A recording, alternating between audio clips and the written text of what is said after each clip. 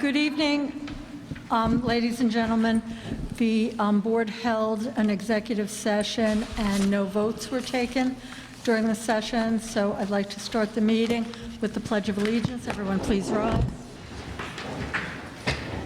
I pledge allegiance to the flag of the United States of America and to the republic for which it stands, one nation, under God, indivisible, with liberty and justice for all.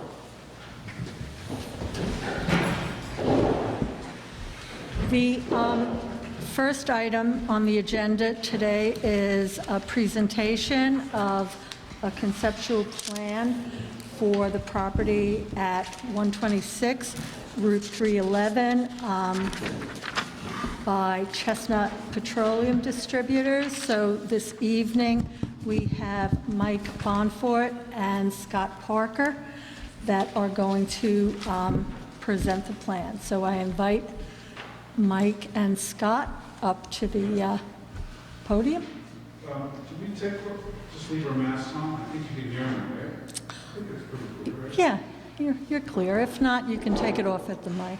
I'll just speak, preface this, and then Scott.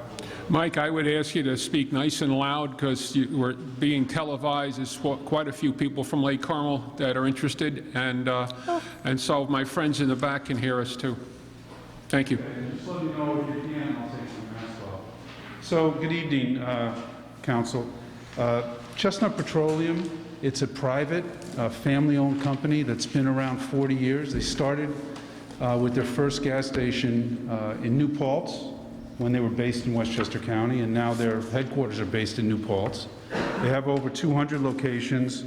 They're into retail and wholesale petroleum distribution.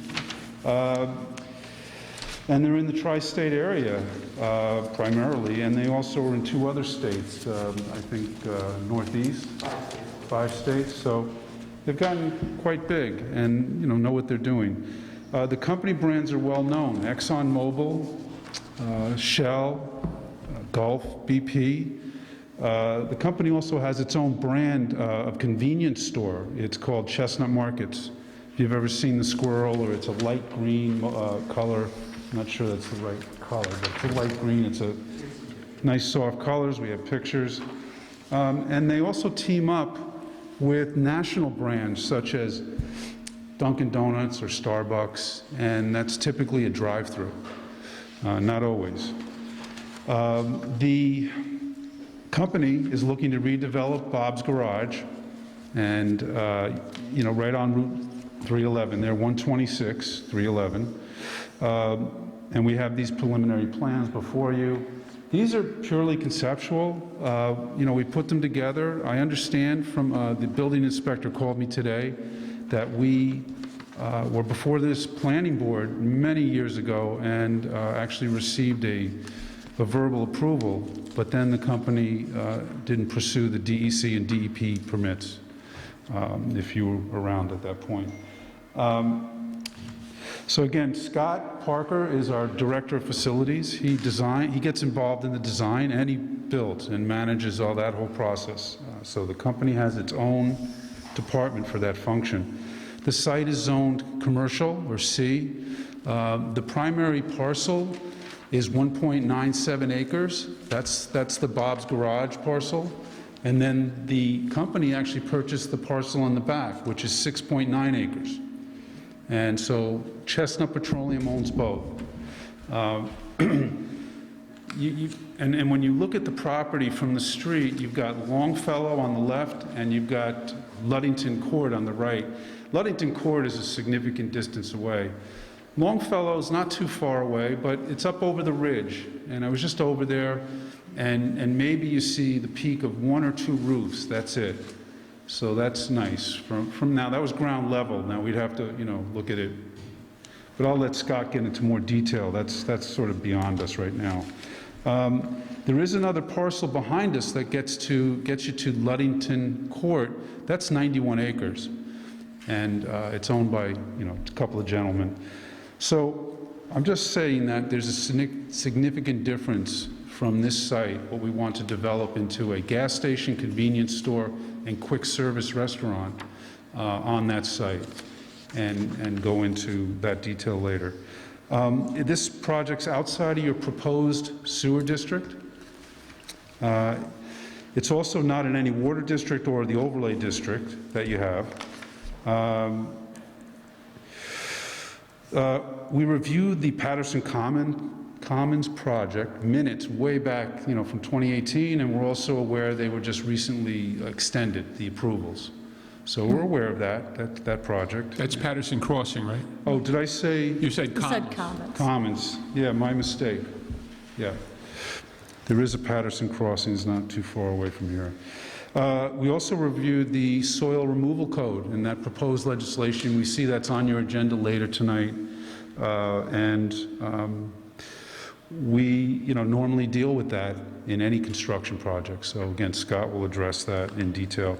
I've also, and I say we've contacted and talked to Bill Nolk or William Nolk with the Putnam County IDA. He has seen the project, and again, in a very preliminary form. They're encouraged us to apply for tax benefits. So that will be something we want to do, and of course we know it's in lockstep or it dovetails with your approvals. So we've done those projects before, and I should say not projects, but the tax benefit programs.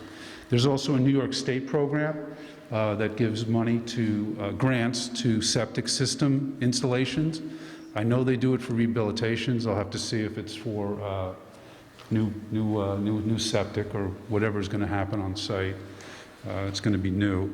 And also, I talked to Catherine Abels a number of times in the Putnam County, Putnam County Economic Development Corporation. So she's been encouraging and very supportive of the project also. And we're happy to be here tonight. So without going into any more detail, I'd like Scott to take over and again. So, I don't know, can you hear me okay through this? Yeah. It's a little thick. But I don't know what you have in your packages, what you were given as part of this, but if you need me to bring this closer or turn it around or do anything, just let me know. But this,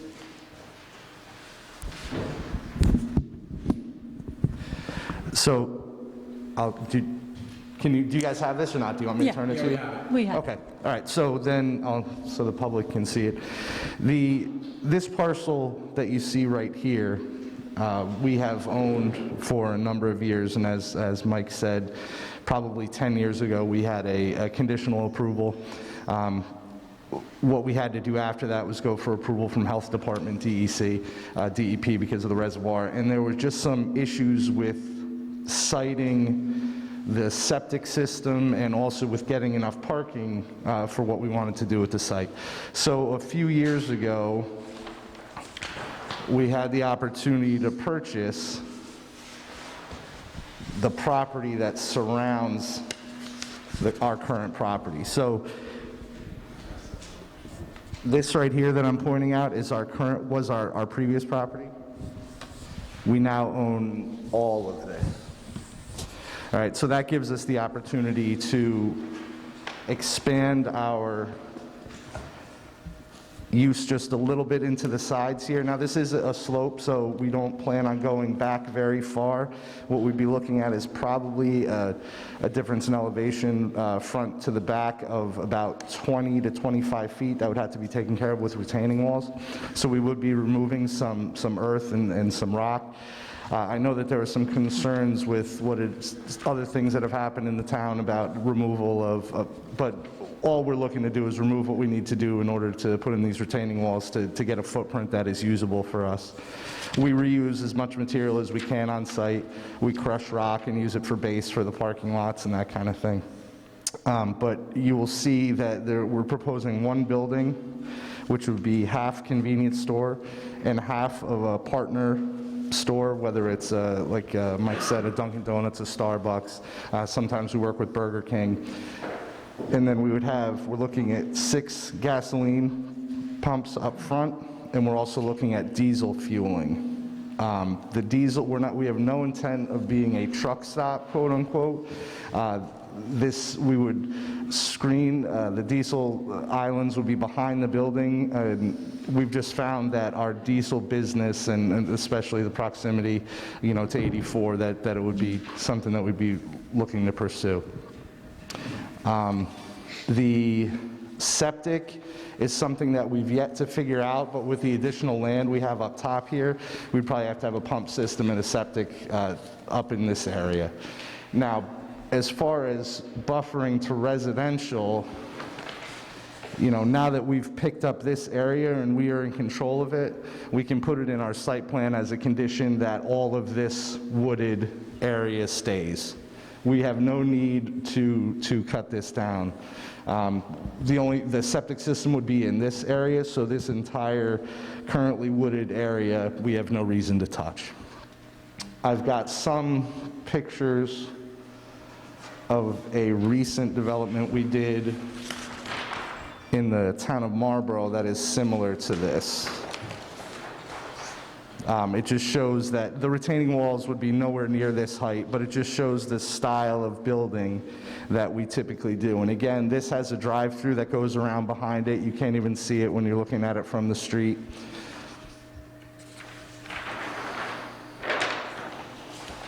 This is the type of style that we typically go with, but we're always open to town suggestions as far as architecture, finishes, that kind of thing.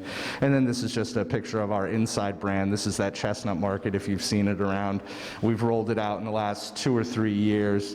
We were previously just mobile marts, Tiger Marts, Shell, food marts, that kind of thing. We've actually developed our own brand now that we're rolling out through all of our stores. That is the basic rundown. Specific questions, I'm happy to answer. You said, may I? Marlborough, that's north of Newburgh? It is. It's between Newburgh and Highland on Okay. the west side of the Hudson. Yep. I might take a road trip just to check Sure, it out. certainly. Okay. Yeah, it's right on Route 9W, the main corridor up and down the west side of the river. I'm sorry? We'll send you the coordinates. It's 1417 Route 9W, Marlboro, Okay. New York. Years ago, there was an issue, and I don't know if it ever went to the New York City DEP. There's rumors that DEP killed the issue years ago in DEC, so you'll be going through that process too, the SECA process, and most likely the whole planning process. Correct.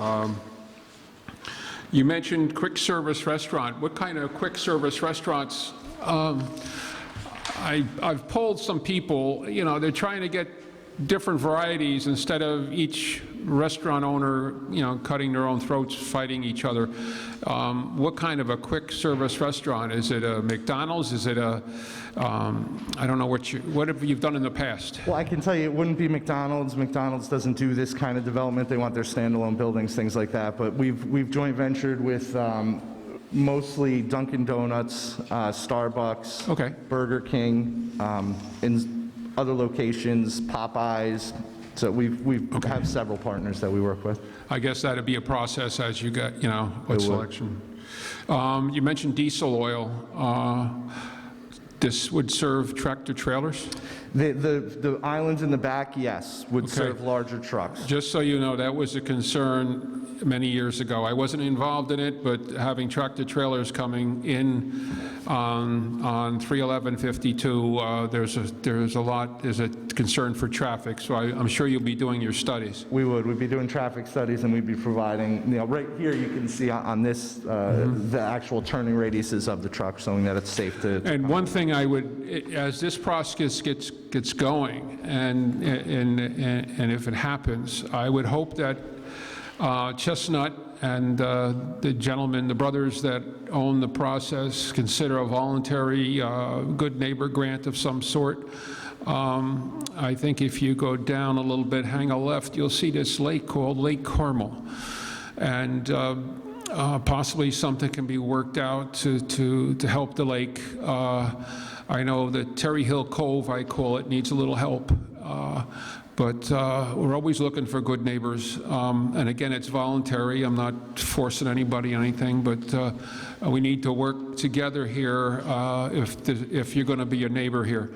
And hopefully, we go through the process. We are in the DEP watershed area, and they are tough. Yep. But I know we've had no development yet in the area. We've always been, people are worried about Patterson Crossing, yet I see the road silt into the Terry Hill Cove, so something else is doing that needs to be shored up and taken care of. So I had to mention that. Yeah. Is that a development, Terry Hill? No, it's a road. It's a road. It's a road, and there's like it's one of the inlets that feeds Lake Carmel. And if you, having lived here all my life and lived in Lake Carmel for a number of years, you'll see the silt and the road that possibly that comes off. You got to walk and see it. That's all. Yeah, so we would have a stormwater protection plan, obviously, as part of the development, and then anything that's generated on a gas station site has to be treated before it exits. Yeah. So there are, catch basins, trench drains, things like the grading, all is done to catch any runoff or any. There is this place, this old Bob's Garage, and I knew Bobby Barrett and the family. It's been vacant for many years. It's an eyesore. I know one time they offered to, take it down, Bill, for your rec center. I says, no, thank you. I could just see me trying to put it back together with pennies. But I would hope that eyesore gets addressed. And, one other question that my posse has fed me here, to people that comment to me.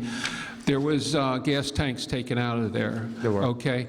But I understand that there was some remediation has to be taken care of with the soils. Do we have to look at the soils as far as the contamination? Because that would be a big concern for anybody here in Lake Carmel. And I know that if you're going to be a good neighbor, that has to be taken care of with the DEP and the DEC watching everything. That is correct, yes. There are no open spills, there are no open cases on the site. When the tanks were removed, there had to be some monitoring done. That's all been closed. But obviously, when we go back in and start digging and everything is done under direction. Yeah, of I our think environmental they were repairing tractor trailers and big equipment in the back, and I don't know what's back there. And I would hope that, an environmental cleanup of some sort with your engineers or whatever, with DEP inspectors or DEC inspectors takes care of it. I have to bring it up because this is some of the things that I've gotten over the last couple of weeks from some of the people that live in that area, and a lot of it's positive. Some are concerned.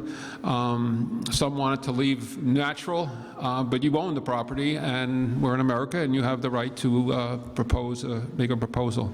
I think I spoke enough. Anybody? Maureen? Yeah. Paul. Hello. I think it's good. It's one of those things where, if you get back into Kent, you really see the natural beauty of the place and why people live here. But if you just pop off the exits onto 52 and 311, people would probably ask questions as to why you live here, because, there's a lot of, Bob's Garage is not something you like to look at going into your neighborhood. So I think it's important, and I think it's kind of like that thing where you build you redo your house, and then your neighbor says, oh crap, I better redo my roof. So, this could be a good thing, right? So a couple quick questions. Are you aware of the Sunoco station down, right, on exit 17? The next exit up. I've seen it. Okay, no, I was just going to ask you about, because I think they have diesel, and they have kind of diesel pumps offset to the side. Yes, they do. I think they have a separate island off to the side of the building. Would that be a similar type of concept? It would, but we're actually looking at putting it behind the building, Yeah. so you wouldn't even see it. Yes, it would be a separate. Utility-wise, you'd expect similar traffic from Sunoco, right, coming right to you. Okay, so good. Because I don't think there's been many major issues down there with the tractor trailers, so that would be good. residential lighting, do you guys have a kind of a plan? So we only use LED downlights, directional lighting, and we do a full lighting plan for every project. And we can actually do visuals of what it would look like from the air, from all different directions. Because I know that's a little bit of a hot topic with the new LED lights, the brightness Sure near is. residential neighborhoods could be a concern. And a little bit of the advantage of the elevation that we have there, there's nobody that's going to be looking directly at the back of the station. People are, way far.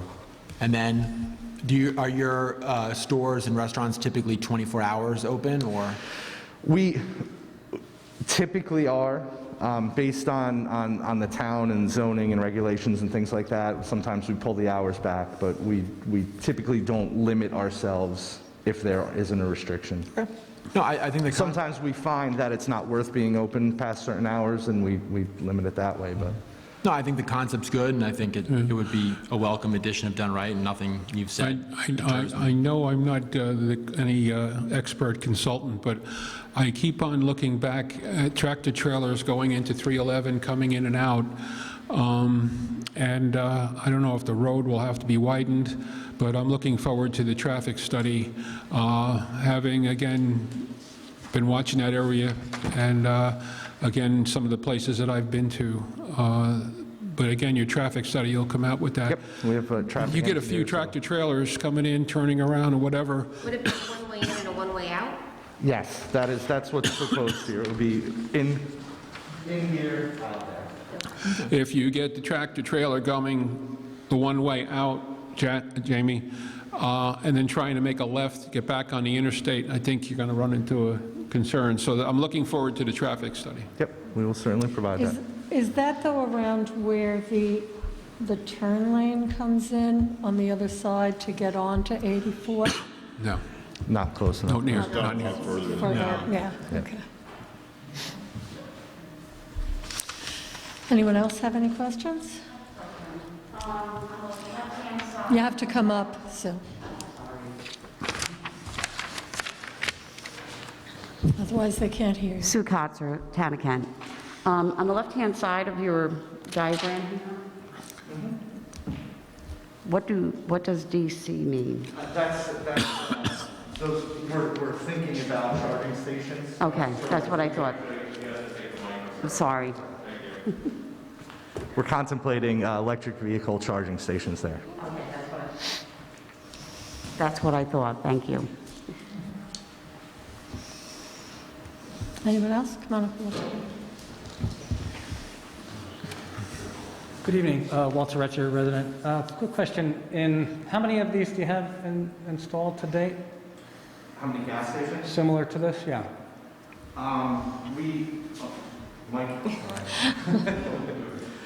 We own over 200 gas stations, something of this nature, around 40, I'd say. A lot of them are corner, a lot of our market is in Metro New York, coastal Connecticut, northern New Jersey, so the lots are typically smaller. So of this size, probably in the 30 to 40 range. Follow-up question would be, what's been the reception in similar communities to ours as far as your community and the way you've been able to deal with it? What can you point to that's similar to this that's been successful? Taking off what Councilman Eustace mentioned on being a good community partner. Yeah, so the town of Marlborough is really our it's the most current similar project, and just in general, the project is very similar. And we have you can speak to the town supervisor, Al Lanzetta, about how we've been involved with the town, and he will let you guys know if you're interested. I can provide his reference. Yeah, I'll definitely check out Marlboro. There's some other development projects that are in the hopper, and I've actually been visiting a few locations where they're building hotels. So, Yeah, I saw the article after you approached us and told us about Marlboro when the store and the station were opened in Marlboro, and it was with much fanfare. Yeah, if you search just on the internet for Yeah. Marlboro and Chestnut Market, there are lots of articles. People were very Yeah, positive about People were it. very excited, so. I Bob? have no other questions. Anybody else? Bob? Rob? Can I just yell, is that okay? Well, don't yell, just speak loudly.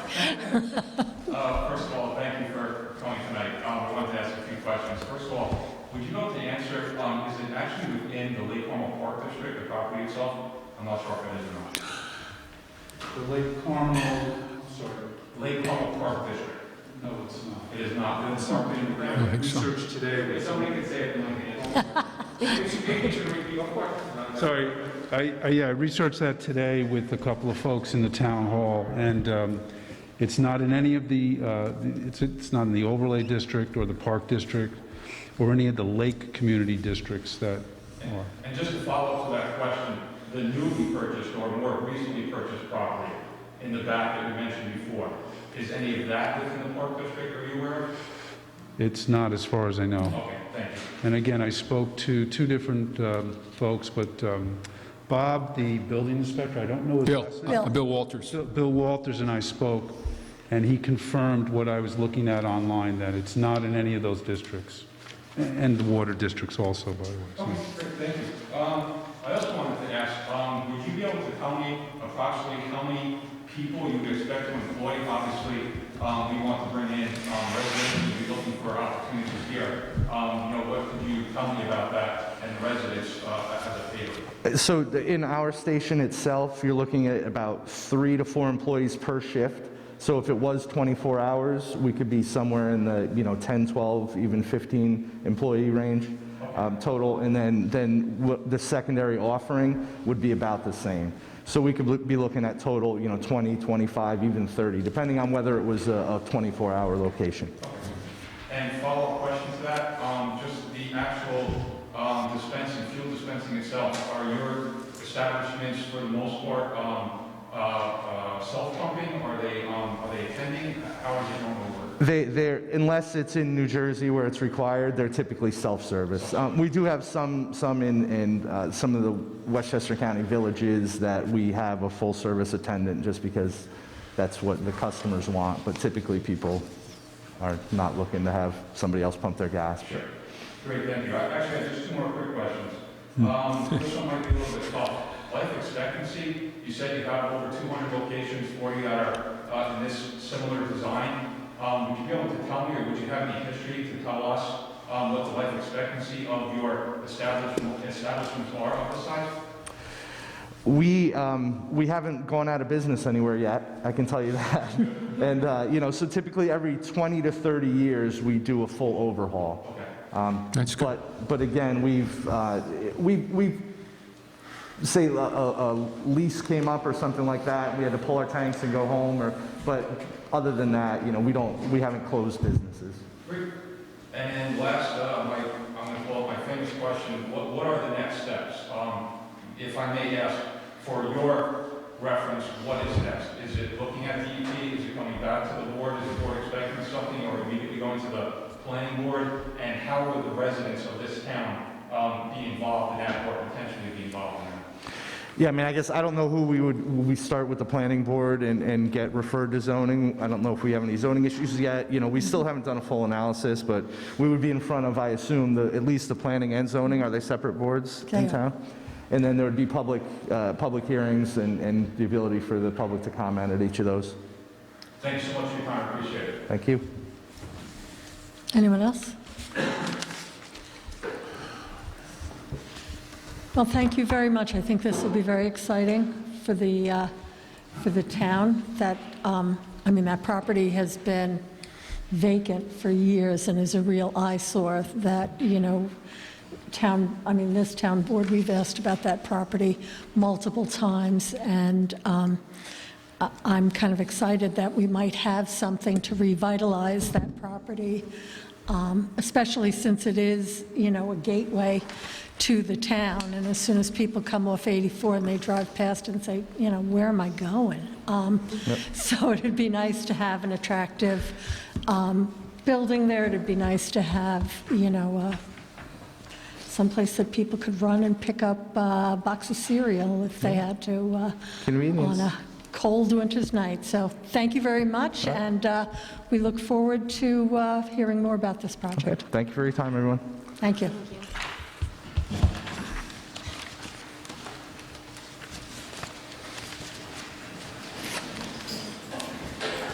Okay.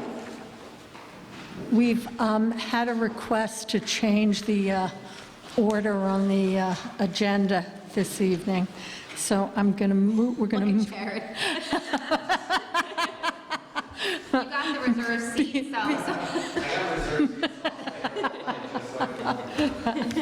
so. So we're going to move up item G on the agenda, and I invite our Highway Superintendent, Rich Othmer.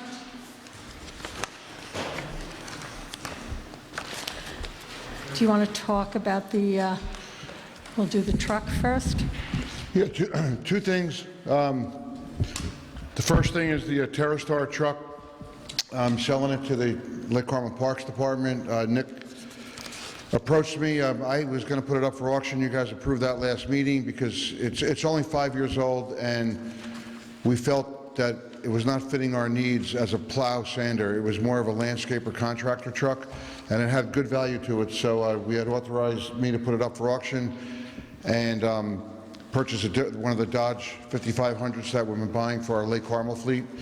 And to get a new truck like that now is $150,000. It's 5 years old. I was expecting to get about $75,000 for it, which would have covered like 90% of the other new truck. So Lake Carmel's truck was a 1992. It's basically dead. And Nick said, would I mind? I don't care who buys it, but it's a good deal for the Parks Department. It's really a landscaper's truck. It's got a plow, it's all-wheel drive, it's got a sander on it, and So that has to go to the town board to approve this sale in between off departments? you guys are, I don't have any jurisdiction over the Okay. Parks You've Department. got that stuff right. Okay. It would just be a budgetary line. That's a It's first, I good deal think. all around. I thought you'd give it to him. Jesus, poor Lake Carmel. And the Do second you thing... know this man? No, you. And the second thing is the approval of the position to be added to the Teamster contract, the maintenance welder slash motor equipment operator, which I need a certified welder on board, a structural welder. We used to have one, somehow it got lost in the last 30 years, and we're spending a lot of money sending welding repairs out, and during the middle of the storms, I need to have these repairs done right away. So I would ask you to approve that. Right, so we had, just for the public's edification, we had had private contractors as our welders and had approved a welder mechanic. The welder mechanic was in the contract. We had a welder mechanic who left our employ. And so this is a change of title. The welder mechanic was in the Municipal Repairs Division. This is a change of title in the Highway Department to have a CEO changed to a maintenance welder equipment operator. There's a memorandum of agreement between the Teamsters Local 456 and the town. So we would just be looking to authorize the signing of that agreement, and then the next time the contract comes around, it will be added in the body of the contract. And it would definitely save the town money by having a welder on site. Oh, yeah, my first few years, we were spending like $150,000 in outside welding, and I got cited by the auditors because after $20,000, you're supposed to go out to bid, but all highway departments have an in-house welder. Even contractors, small contractors have their own welders. You don't know what is going to break down and when it's going to break down, and especially, when you have the two big heavy storms we had this time, we needed to have on-site repairs right Remember away. our first snowstorm back in 2014? We had, I think, 4 trucks go down on a... 6. 6, right. I walked in the garage and it looked like that TV show Junkyard Repairs. It was, the fleet is really good, and I got to give the board a lot of credit because you guys have put up with me and supported my request. But we have a really good fleet, and we're getting a lot of work done in the town. And should I give a quick thing with the work schedule? We're going to be doing Miller Hill, Dean Road, and Mooney Hill bridges right away this year, and I'm looking to get Pudding Street and Richardville Road paved right away, Residue Street, Seven Hills Lake. I got a lot of work I got to do in there, so we're getting a lot of good work done, and we're really putting our money into the infrastructure. Any other questions, anyone? No? You good? Good night. You want to wait for the vote? Vote him down. Okay. I make a resolution approving a memorandum of understanding with Local 456 International Brotherhood of Teamsters, whereas the town of Kent is party to a certain collective bargaining agreement between the town and the Local 456 International Brotherhood of Teamsters for a term commencing on January 2nd, 2019 and expiring on December 31st, 2022. And whereas the town and Local 456 wish to continue the CBA through and including December 31st, 2022, with certain amendments as further detailed in a certain memorandum of agreement between the town of Kent and the Local 456 International Brotherhood of Teamsters, a copy of which is annexed hereto and incorporated herein by reference. Now therefore be it reserved the Town Board of the Town of Kent hereby approves the MOA, and be it further resolved that the Town Board of the Town of Kent authorizes the Town Supervisor to execute the attached MOA and any other documents necessary to give effect to this resolution in a form satisfactory to the Town Supervisor and the Town Attorney if requested. And be it further resolved that the Town Board of the Town of Kent hereby approves and ratifies all acts heretofore taken by the Town Board, Town Supervisor, and any and all town officials in connection with the subject agreement. I make that motion. Second. All in favor? Aye. Aye. Do you want to do the next one? Let me do this one. I'll try to read it. I'd like to make a motion to pass a resolution for the authorization to offer a highway vehicle for sale to the Lake Carmel Park District. Whereas by resolution number 83 dated February 9th, 2021, the town board authorized the town highway superintendent to offer highway truck number 52, a 2016 International TerraStar Sander Dump Plow Truck, VIN 1HTK PSKK 0GH088464, highway truck 52, for sale to third parties through auction. And whereas by letter dated March 8th, 2021, the Municipal Repair Service Manager has recommended highway truck number 52 be sold to the Lake Carmel Park Department for a price of $75,000, and the highway superintendent agrees with the recommendation. And whereas the town board wishes to rescind resolution number 83 and to authorize municipal repairs to sell highway truck number 52 to the Lake Carmel Park District for $75,000, and whereas section 103 subsection 6 of the general municipal law exempts from competitive bidding purchase, contract, surplus, and secondhand supplies, material, or equipment from the federal government, the state of New York, or from any other political subdivision, district, or public benefit corporation. And whereas in accordance with the town's procurement policy and the general municipal law, the town board wishes to authorize the Lake Carmel Park District to purchase highway truck number 52 as further detailed above. Now therefore be it resolved that the town board of the town of Kent hereby rescinds resolution number 83 dated February 9th, 2021, and be it further resolved that the town board of the town of Kent hereby authorizes municipal repairs to sell truck number 52 to the Lake Carmel Park District for $75,000, and be it further resolved that the town board of the town of Kent hereby approves the purchase of highway truck number 52 by the Lake Carmel Park District for the purchase price of $75,000. I make this motion. Second. All in favor? Aye. And I just realized that we were so excited to get to the presentation that we never had roll call after the pledge. So we've taken 2 votes, but can we please have roll call? Supervisor Fleming? Present. Councilman Dindal? Present. Councilwoman McGlasson? Present. Councilman Eustis? Here. Councilman Ruthven? Here. All present. Thank you. Okay. Now the moment we've been waiting for. I bring Jared Kaczynski up to the microphone. Jared, as everyone knows, is our Director of Recreation and Parks, and he is here to talk about some new programs, some donations, and some hirings. I was told by numerous people when I got here tonight that I can't take as long as I have in the past. I'm beginning to sense a theme, but I promise Lana, I won't be that long. I'm just kidding. And Chris, let's face it. Why do you think we moved Richard? He saw me and he said, "No way am I going after him." Please don't put me on after Jared. So once again, for those of you who don't know me, my name is Jared, and I'm the Director of Recreation and Parks for the town of Kent. And thank you guys for having me tonight. I just have a few quick things I'd like to discuss. Any specific order, or do you guys? Okay. So first and foremost, I'd like to acknowledge and accept 2 donations for our upcoming Easter egg hunt. Was very impressed. We had 2 people approach us about making donations, and they donated very generously. The first is Anderson Carpentry, which is a full-service carpentry company serving Dutchess, Putnam, and Westchester, and they donated $200 in candy for the event. And the second was Brittany Alvarez of J. Phillip Real Estate, which is she's a residential real estate person in New York and Connecticut, and she actually gave us $300, which we put towards giveaways and prizes, etc. Egg hunt toys, basically. So I'd just like to, publicly acknowledge their amazing generosity. It's obviously, $500 total basically is a huge part. Goes a long way for that event, and both of those companies have donated to us numerous times in the past for Community Day, etc., and they really should be acknowledged, and I, would like to thank them for that.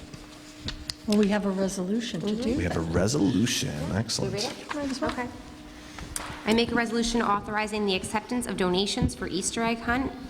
Whereas the Town of Kent has received the following donations for the Easter egg hunt to be hosted by the Town Recreation and Parks Department on Saturday, March 20th, with a rain date of March 27th. George Anderson of Anderson Carpentry has donated $200 in candy to be given out during the Easter egg hunt, and Brittany Alvarez of J. Phillip Real Estate has donated $300 to be used for eggs and giveaways. Whereas the Town Board wishes to accept the donations with gratitude. Now therefore be it resolved, the Town Board of the Town of Kent hereby accepts the donations of George Anderson and Brittany Alvarez for their thoughtfulness and generosity, and it is further resolved, the Town Board of the Town of Kent hereby authorizes and directs the supervisor to execute any and all documents necessary to give effect to this resolution. I make that motion. Second. All in favor? Aye. Excellent. All right, one down. Yeah, that was the tough one. Yeah, exactly. The next, I would like to request the hiring of 2 seasonal workers, those being Austin Ficaris and Jose Rodriguez. Both of them have worked for the Recreation and Parks Department in seasonal positions before, and I could say that they are exemplary seasonal workers, amazing work ethic, assets to the department, really all the accolades I could give. And Maureen, we've discussed both of them in the past. They're phenomenal, and really having them as seasonal assistants makes a huge deal of difference, especially as we enter our kind of crazy seasons. So I also, as part of this, I decided to check with another department in town to see what they were paying their seasonal employees this year, because I felt over the years there started to be kind of a, they weren't really consistent with one another. So it's my request that Austin and Jose be paid $13 an hour for weekday work, and then the standard, which we've done for several years now, $15 an hour on the weekends. Okay.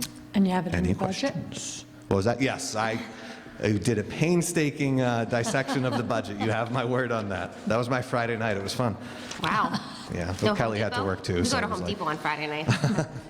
It's the cool hangout. Any questions? They're both great. Yeah, they are. They're awesome. Okay, Yep, good. Want me to read easy it? peasy. I make a resolution to hire seasonal employees for the Recreation and Parks Department. Whereas the Town of Kent is seeking to fill vacant positions for seasonal employees for the Recreation and Parks Department, and whereas Jared Kaczynski, Director of the Recreation and Parks, has recommended the hiring of Austin M. Ficaris and Jose Rodriguez to fill the positions. And whereas the Town Board believes it is to be in the best interest of the town to accept the recommendations. And now, therefore, be it resolved, the Town Board of the Town of Kent hereby authorizes the hiring of Austin M. Ficaris and Jose Rodriguez as seasonal employees for the Recreation and Parks Department at the rate of $13 per hour for hours worked from Monday through and including Friday, and at a rate of $15 per hour for hours worked Saturday and/or Sunday. And be it further resolved, the Town Board of the Town of Kent hereby authorizes the supervisor to execute any and all documents necessary to give effect to this resolution. I make that motion. Second, all in favor? Aye. Okay? All right. Okay. Now, item number 3, which is the fun one. I'm excited to talk about these. So last week, obviously, or 2 weeks ago, I came and talked about a new special needs program. And today, I'm going to speak about 3 new kind of what I call peripheral programs, are smaller programs, not quite major in scale. But 3 new programs, those being Zumba Kids and Zumba Kids Junior, a program dubbed Storytime Adventures, and another one dubbed Toddler Tunes. And I'll start with the Zumba. Actually, even before I get into that, so these programs are generally tailored towards younger kids, and I'm super excited about them because, especially those of you with younger kids will know that we, at least over the past decade, have, in my opinion, not offered enough for that age group. Outside of our gymnastics program and our major sports program, we haven't really done anything geared towards toddlers or that, basically below school-aged age group. And so all three of these programs will encompass those age groups, at least partially, if not fully.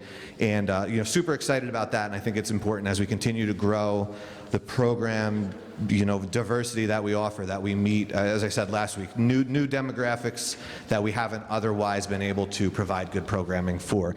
So super excited for these, for that reason. So first and foremost is our Zumba Kids program.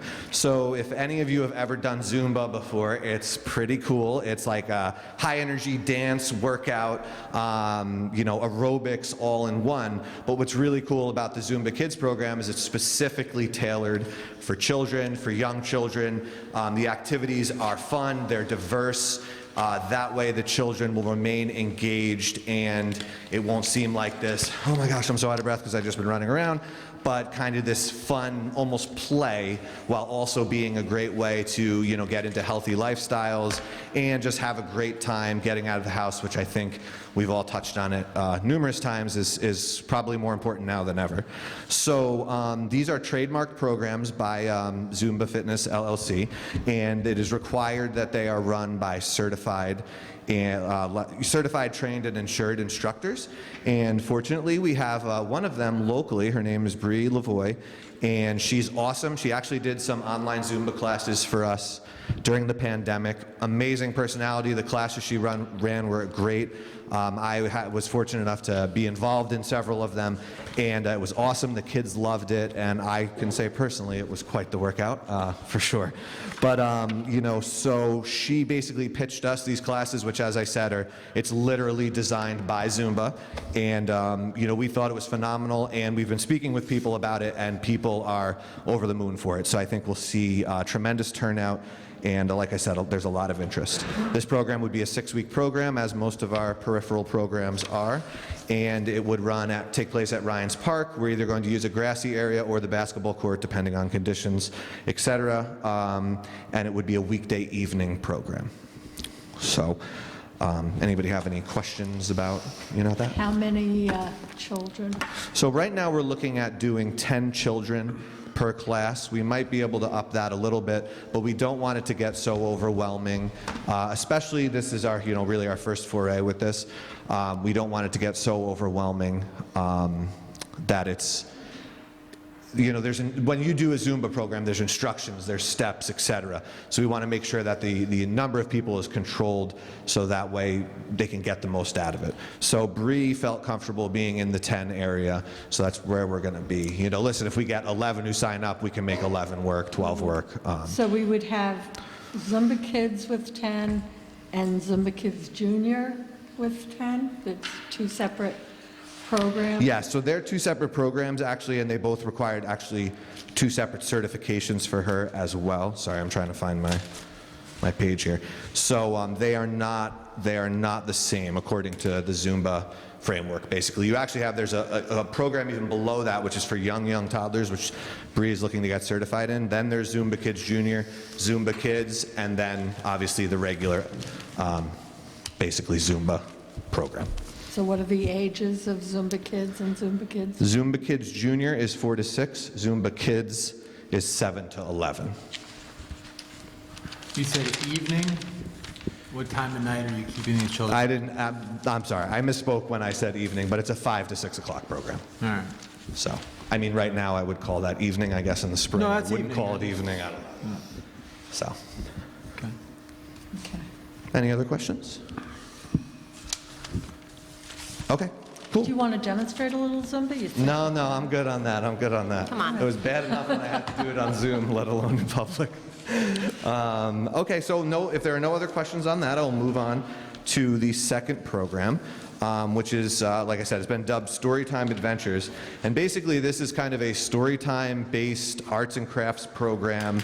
It was brought to us by Gina Sampson, who has several connections in the community and who has been at several events, and we got to know each other very loosely through some events, and she brought us this program, which she has done in some of the places that she's worked. And as I said, it's kind of a multifaceted approach to a story time. It's a story, it's singing and dancing, it's a craft, it's general play, and I was really intrigued by it and excited by it because I like the fact that it encompassed so many different things. I can say, speaking with Gina, personality is exactly what you want for this program, and I actually checked her references as well, and glowing would be an understatement.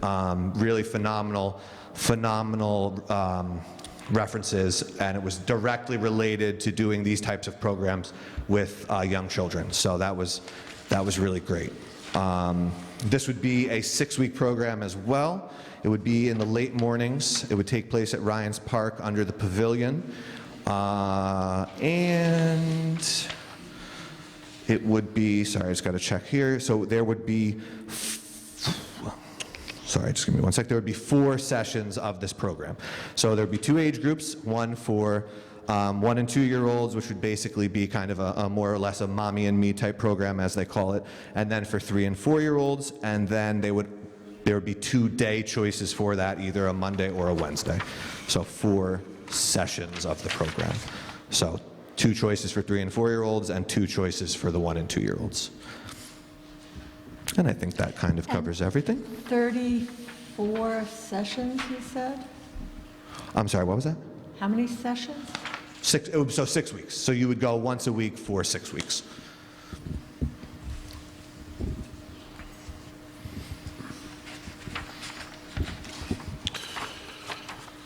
Nobody? And what mornings? That would be a Monday and Wednesday late morning.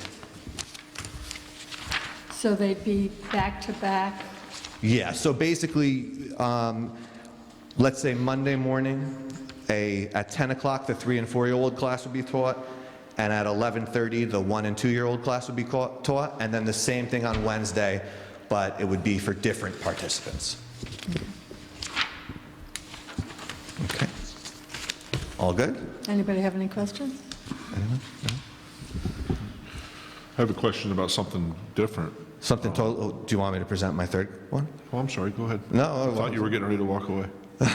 No, Not Karen yet. doesn't I'm walk worried away about that what this different quickly. thing is.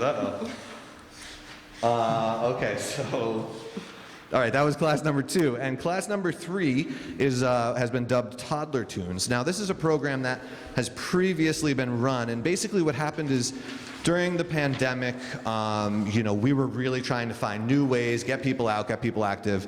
And, Nikki Santos, who is one of our recreation assistants, had said, have you thought about toddler programming? And I said, that's great, that's awesome, let's pursue it. And so we started talking about doing a music program, and we knew that the library had already done a similar program, but wasn't doing it at the time. So we connected with Eric Mahalitz and came up with kind of this joint program, and they said, listen, we want to basically cover the cost of this program, but we'll do it in coordination with you. You guys just handle registrations, and we'll do it at Ryan's Park. And the success of the program, for a program we only ran, it was the first time we ever ran it, was totally phenomenal. And so this year, literally, as soon as it ended, everyone's like, when's the next one, when's the next one, when's the next one? The outpour was amazing. And so we coordinated with the library again, and the circumstances last year were a little different. So this year we basically came to an agreement with the library.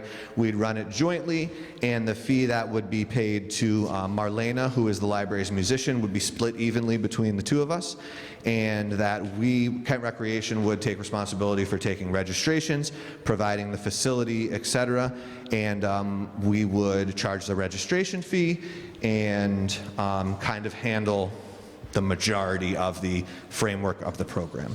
So Toddler Tunes basically is a music program for children. Marlena, who is the musician, she comes, she plays guitar, very talented musician, sings with the kids, dances, they get little toy instruments to play along, she teaches them how to keep a beat, etc.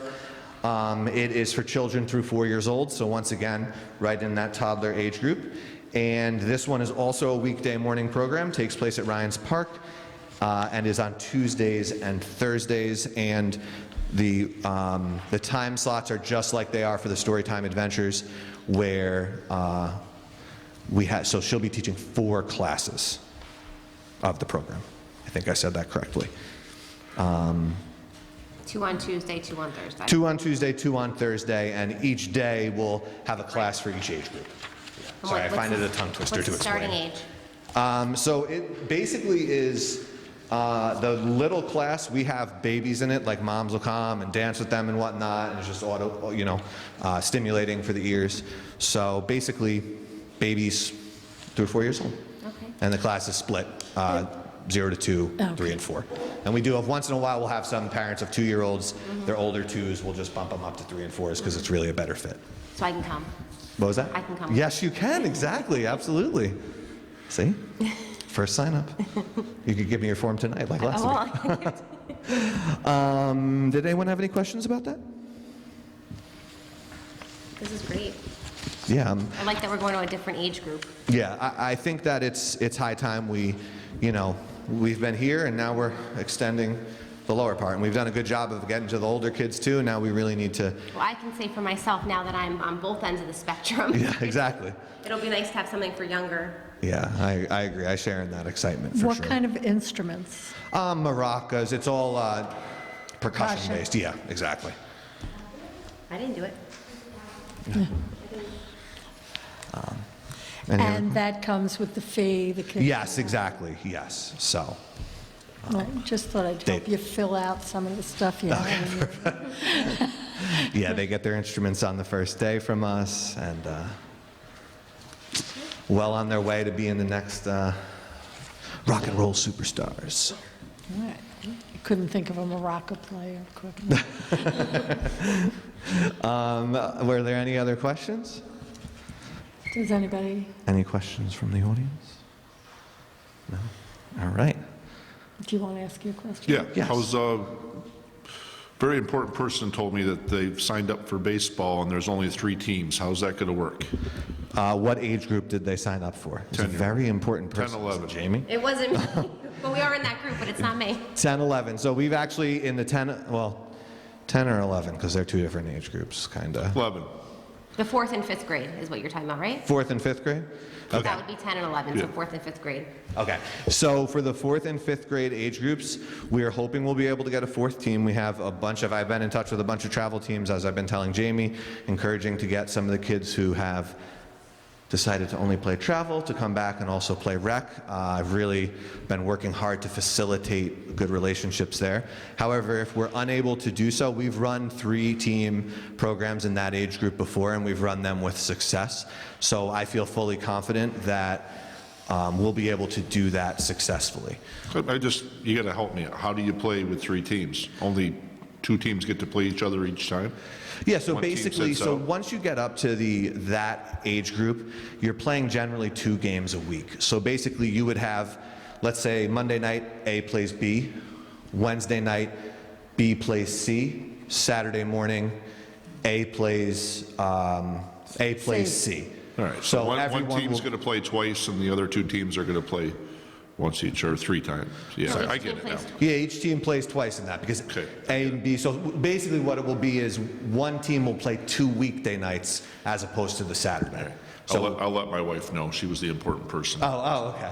Yeah, we've had, like I said, 3 teams is never ideal, but in the younger age group, we haven't we've always had success with that. And Walter, I think you were probably around during some of those years when we had less than ideal numbers, and we were able to make it work, and the kids get excited seeing each other, nice rivalry develops. So, Thank you. prefer to have 4 teams if we can work it, but, yeah, so. I'm glad I had an answer for his question. I was worried I wouldn't, so.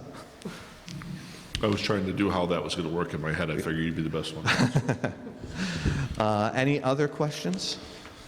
I take all types of questions. I asked them. Okay, excellent. Well, thank you guys for letting me present tonight, and I appreciate everyone, listening. And I'll be back next week. Chris, this presentation next week's, or 2 weeks from now, is going to be really long. I think it's 3 weeks. Really long? It's 3 3 weeks. weeks. Oh, yeah, we're talking You like, can come back in 2 weeks. We'll be here in 3 weeks. 2 weeks is fine. so, all right, thank you, everyone, and have a wonderful night. All right, so we have a resolution for the programs. Because of this new format, we have resolutions all the time, but I don't know if the board is ready to vote on these. I think that we grilled Jared quite sufficiently. So if the board is ready to vote, we can, I can read it. what? Whereas by email dated March 12, 2021, Jared Kaczynski, Director of Recreation and Parks, has proposed that the Recreation and Parks Department offer 3 new programs entitled Zumba Kids Junior, Storytime Adventure, and Toddler Tunes. As further detailed in the email, a copy of which is annexed here to incorporated by reference. And whereas Toddler Tunes will be run jointly with the Kent Public Library, and in therewith, Mr. Kaczynski is recommending the hiring of Marlena Filinano as program instructor to be paid $600 by the town, $600 by the Kent Public Library. And whereas Mr. Kaczynski is recommending the hiring of Bree Lavoie and Zumba Kids instructor to be paid $60 per child per season, and Gina Sampson as storytime coordinator to be paid $50 per child per season. Gina needs a better agent. Whereas Mr. Kaczynski has recommended the town charge the following registration fees for each program: Toddler Tunes $50, Zumba Kids $75, Storytime $75. And whereas the town board of the town of Kent wish to accept the proposals and recommendations from Mr. Kaczynski, now therefore be it resolved the town board of the town of Kent hereby approves the formation of the programs as further described in the email dated March 12, 2021, annexed here too, and be it further resolved the town board of the town of Kent hereby authorizes the hiring of Marlena Filinano as Toddler Tunes program instructor for the Recreation Department at the rate of $600 to pay to the town of Kent. The hiring of Bree Lavoie as Zumba Kids instructor paid $60 per child per season, and Gina Sampson as Storytime coordinator to be paid $50 per child per season. Be it further resolved, town charge the following registration fees for each program: Toddler Tunes $50, Zumba program $75, Storytime $75.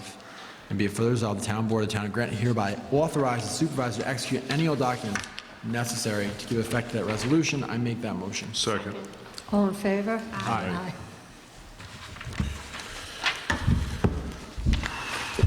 Okay.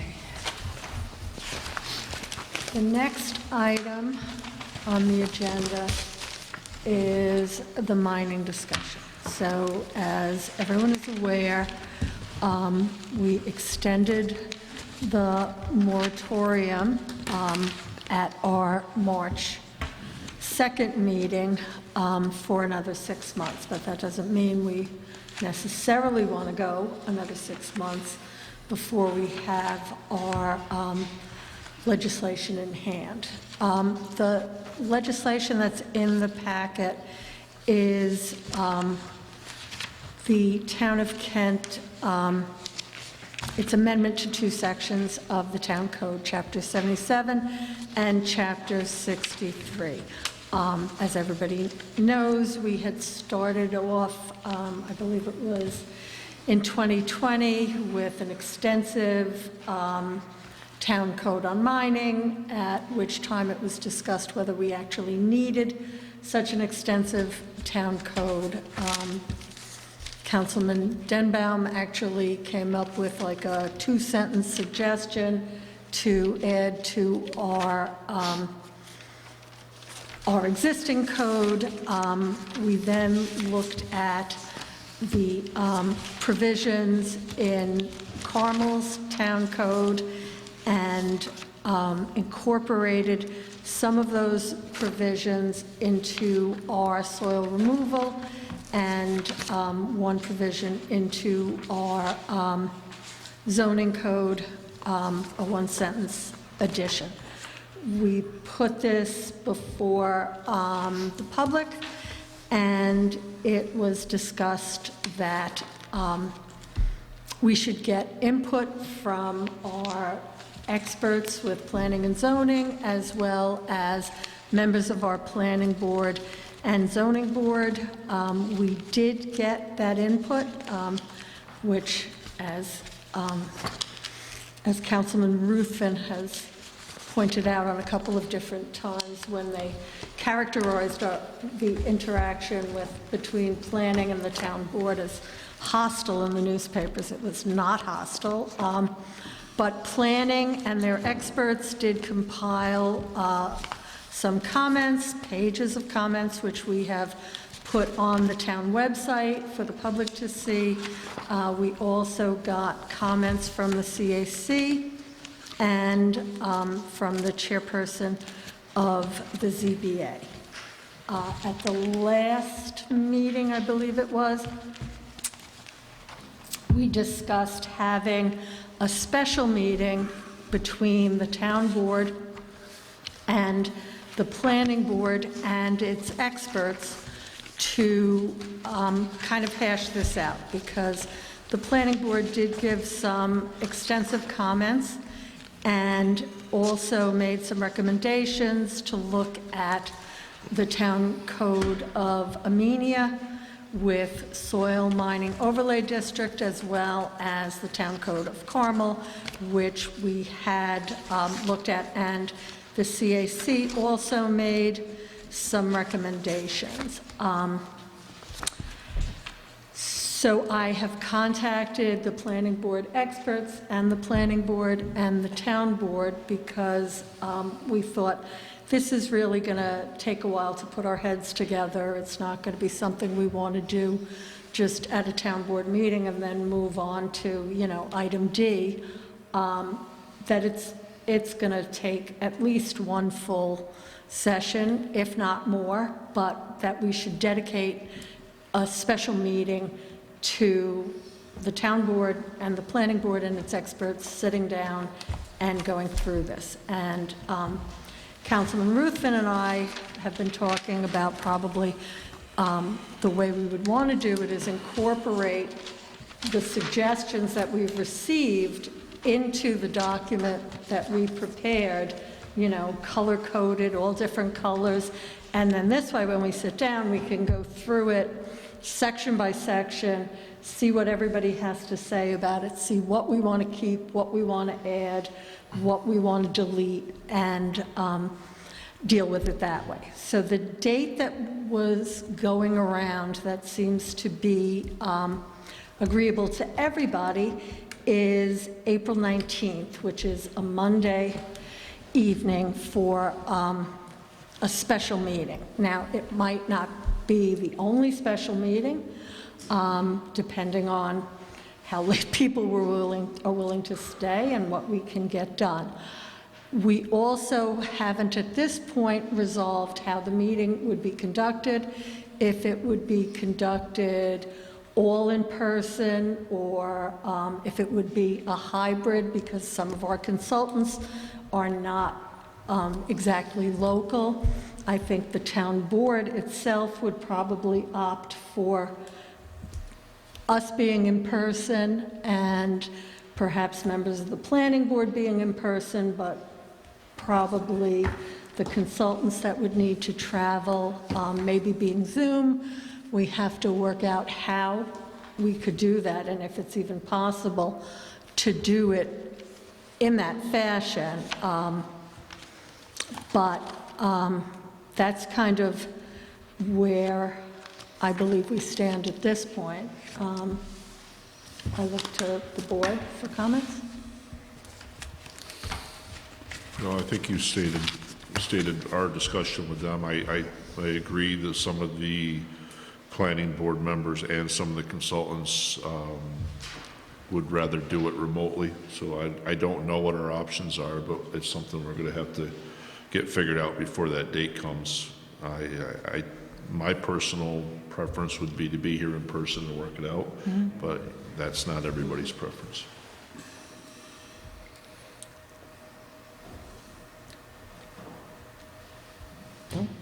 No, I want it in person. Yeah, Yes. I don't think we've ever. No, you have to have. Hopefully, in another month or so, things will even hopefully get better. But I'd rather have it in person. And What's when our they, options? when they consult to us, what happened? Jamie,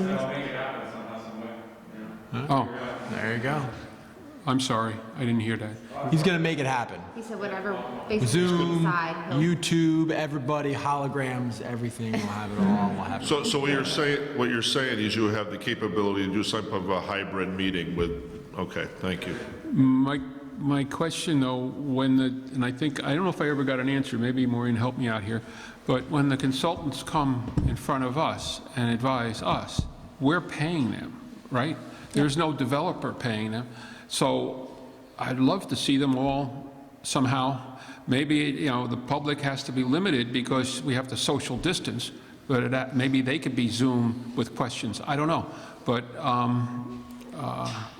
it's a challenge. This is a serious issue, and I know I want to get it done in the next month or two, and hopefully we can. But I mean, that's my opinion. I could be the minority here. No. What about, we always talked about doing a Western Kent meeting. I mean, isn't the firehouse out there bigger? Doesn't it have a bigger room?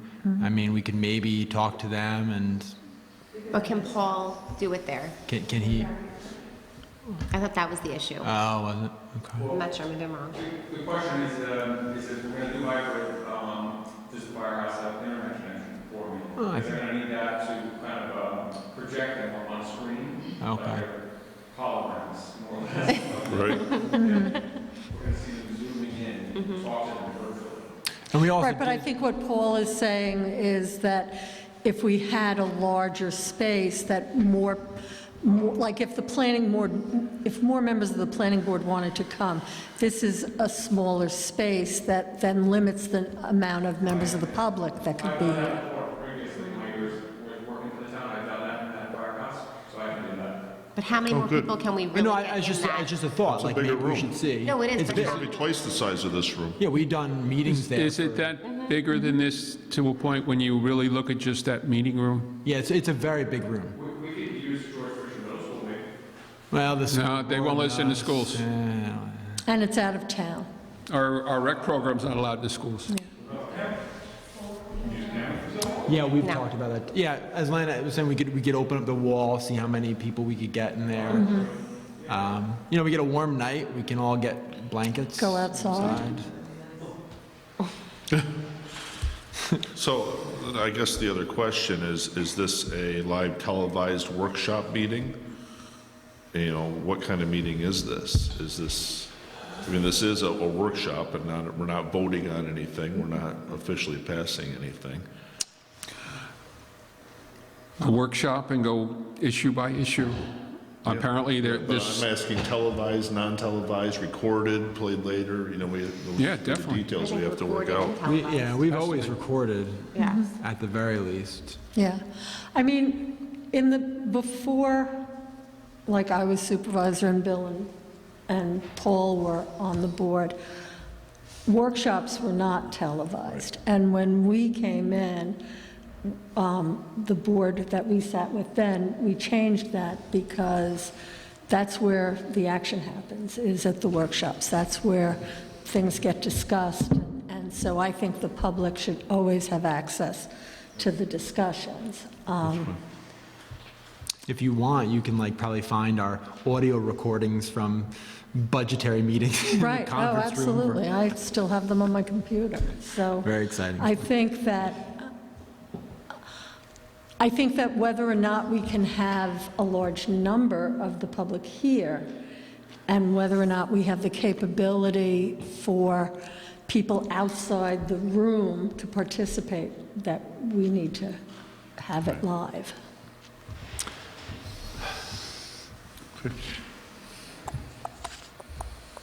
Right? So, I mean, we can reach out to the fire department and see If they have internet, which I'm sure they do. if they have internet and if it doesn't conflict with any other meeting. It's a Monday night. I What about don't the know. firehouse across the street? They don't No. let anybody else use it. No. Don't even go there. No, and realistically, I guess the acoustics are a little better in the Kent Firehouse, but the acoustics are worse across the street than they are here. I mean, the ladies' auxiliary meetings, sometimes, people just a few rows back can't hear what the officers are saying, so. Yes? Excuse me? Can I make a suggestion? Sure, but you got to put your mask on, Eileen, and you should have it on in the meeting too, please. Would there not be a way that maybe planning could be set up over here and other consultants over here, and then open this back here? I don't think you're talking about 250 residents. Are you talking about residents? I'm really having a hard time clarifying that. Did you want?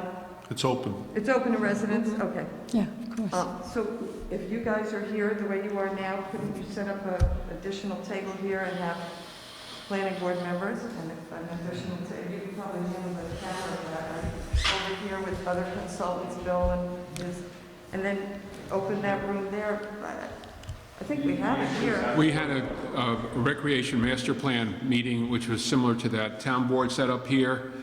This place was packed, people were outside, and the speaker was where the videographer area is. I mean, it feels like, The issue is that everybody will have to have masks on, and then microphones for everybody, so this way it's perfect, but audience members to hear what's going on. so that's not doable? No. Be a heck of a setup. Yes, I could do it, but geez, they all lot easier. It's going to cost us. How many people is planning? 5, 6 people? Are they 6? Is zoning another 7. 5? Planning with their consultants are 4.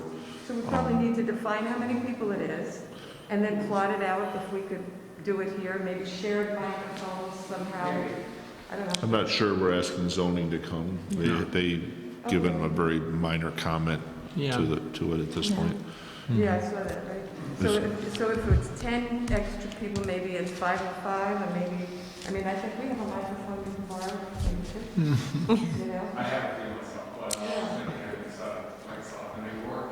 We can't have people sitting closely at tables, so Not in today's we have like pandemic 14 chairs in Right. this room right We have now. this room here too. And I don't know, frankly, Supervisor Fleming, I don't know how many people are going to come out, but I think people that want to be heard should have the opportunity to be there. And, how many people would we, 1, 2, 3, 4, 8, 12, maybe we could get 25 people total. I think that'd be quite a representation of the public, and we could fit planning here and here. Yeah, I Feels think good. the point was- If I could help at all, plotting that out, Paul, it'd certainly be a help if possible. Thank you.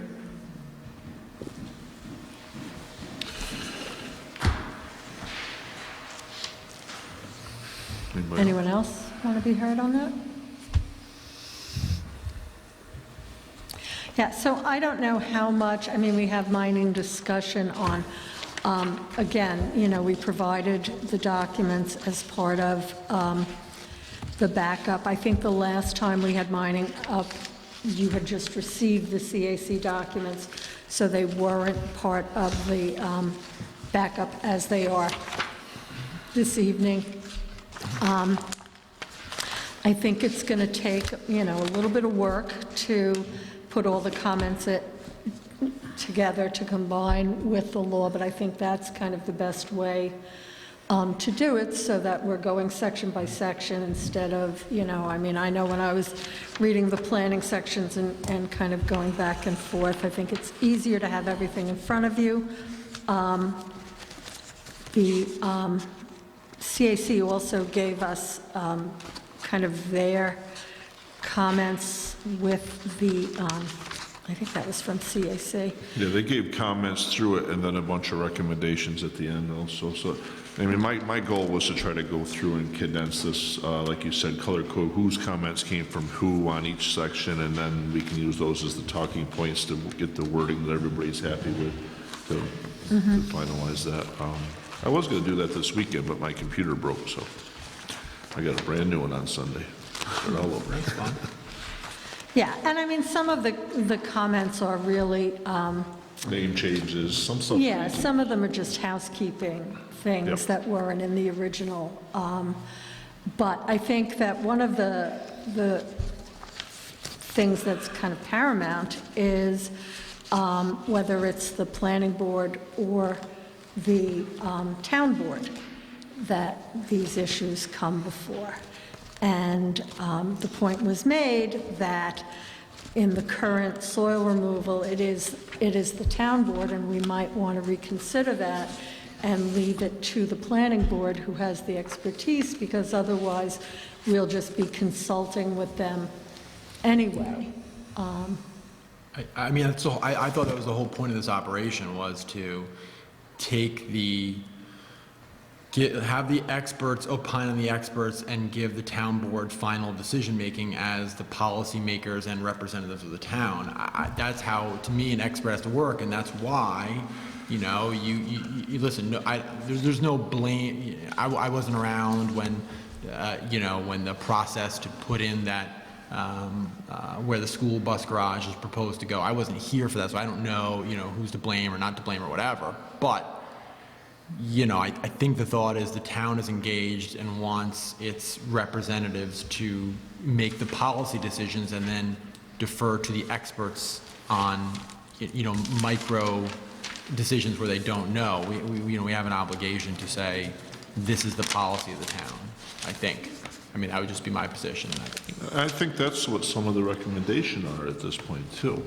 And I think there's good recommendations in here. I think once it's put together, it's going to meet the requirements that you're talking about. No, that's why I say I'm happy with the law being drafted and approved by us in consultation with experts to make sure we don't miss blind spots, as opposed to deferring each project to, you know, an expert who's looking at soil volumes and not what do the residents of the town want. I agree. So you would want it to stay with the town board rather than the planning board? I think if I read that right, they're recommending that it gets all vetted out through the planning board Right. and then sent back to the town board for the final approval. Right, but All the you're experts saying it do all should the be vetting out, through right? the That's town what you're board. saying. No, as long as the town board gets final Yeah. approval I think on. that's what they're recommending. Yeah. Which I think is a sensible way for it to go, rather than to start with us. Right. Anyone else want to be heard?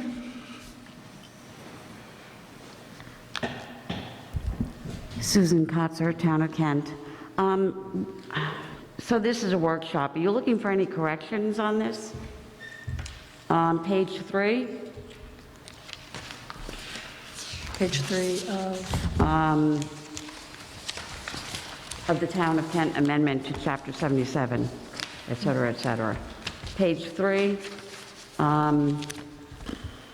you have A, B, you have C, D, E, 1, 2, A, B. In the B section, it says use shall not be issued and no approval of plats. Is that supposed to be plans or plants?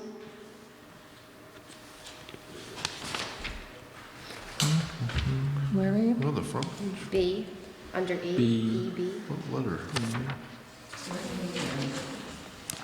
Right. Are any of yours highlighted? You got any numbers on your pages or anything? Building permit or certificate of occupancy or location shall not be issued and no approval of plats.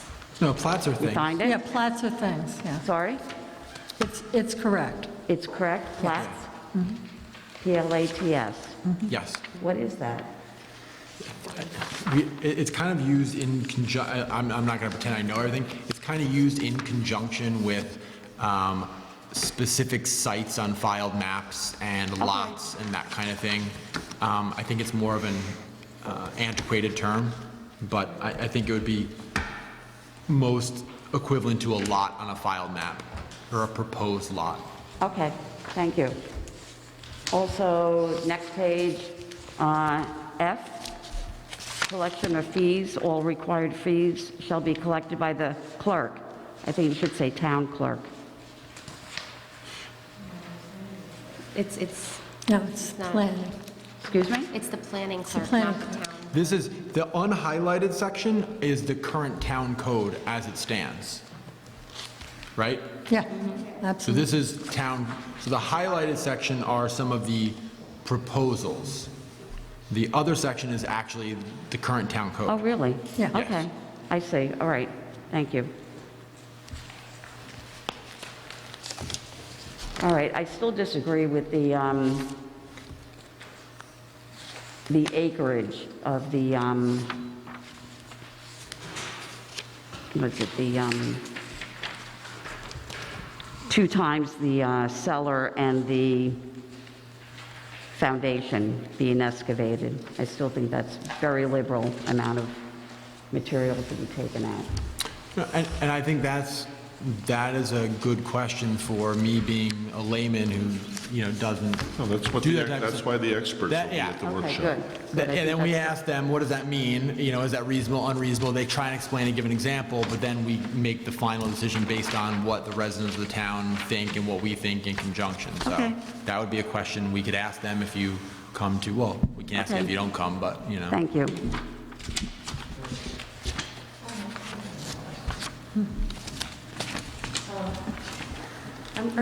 How would you recommend that if residents have concerns about how this is being approached, about specifically the details of what's being proposed to make change to our current code, how would you recommend they express those concerns?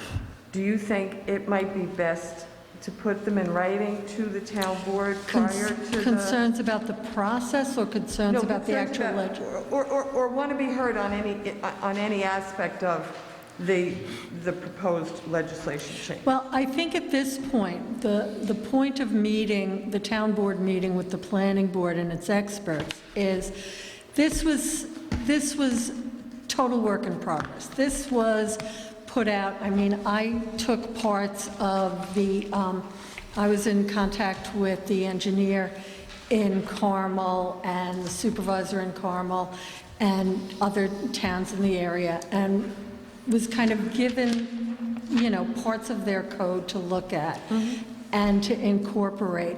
And the reason that I did it that way was some of it looked pretty good.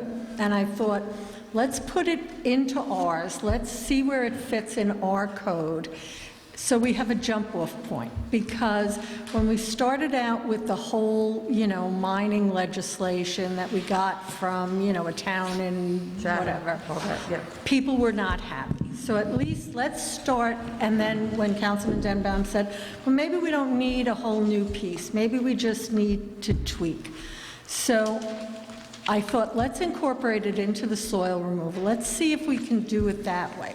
But it was just a jump-off point. It was just at least to have a document that we could work from, that we could add to, that we could subtract from, and get some movement going on this process, because people were getting frustrated that there was no movement, as were we. So this was just to get movement. The point of the planning board and its experts sitting down with us is to come up with a better document, to come up with something better than this, to use their expertise to say, gee, that doesn't really cover what you want to cover, that doesn't really say what you want to say, this is what we need to say. So once we sit down with them and go through kind of all the various suggestions and the different permutations, we'll be able to look at this document and say, that B section, 63(4)B, isn't clear. Let's put our parameters in. Let's revise that. Let's take out one, whatever. Then we'll have a better document, I think, once we take our experts' contributions into consideration. At that point, I believe, and correct me if I'm wrong, I think at that point, then we would ask for public input, because then we'd be at the stage where we've sat down with people we consider experts. We came up with a document that we think looks good. I mean, at this point, it almost doesn't pay for the public to say, well, I don't like, C, D, C, which doesn't even make sense that there's a D and then a C, but, so the numbering has to be done. If that's going to be removed anyway. So I think that public attendance at that workshop, or at least watching that workshop, where we kind of whittle away at this. And hopefully at the end of that, or if it takes 2 workshops, we do 2 workshops, but that we come up with a document that better represents what the direction we think the town should be going in. Then it'll be offered to the public. I mean, all of these stages, the public will be involved. The public will see the work. When we get this, document with all these choices and all these different additions and deletions, that'll be available to the public before this meeting. So everybody can see the starting point that we're working from when we sit down with the planning board. Okay, part of that starting point, I appreciate that you want your concerns and planning's concerns and the experts' concerns into that discussion. But my question is, if I have concerns about something that I've been coming the last couple of meetings trying to bring up, but last meeting we were setting a date for this meeting, and now tonight we're setting a date for the next meeting, at what point and in what form do I present those concerns? Like, let me tell you what the concerns are, and perhaps you can help formulate where you want to hear it from me. Do you want to hear it from an email? Do you want me to put it in an editorial in the paper? How do I present that so that it might be represented during your experts' conversation?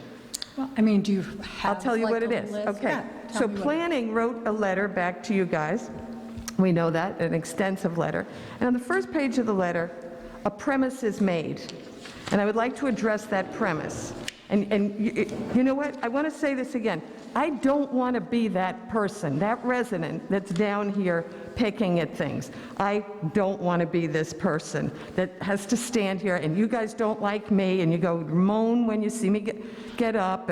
But I have something that I'm really concerned about here, okay? And I really want the opportunity to say it and lay it out before you guys all sit down and expertly decide what direction we take here, okay? And here is my problem.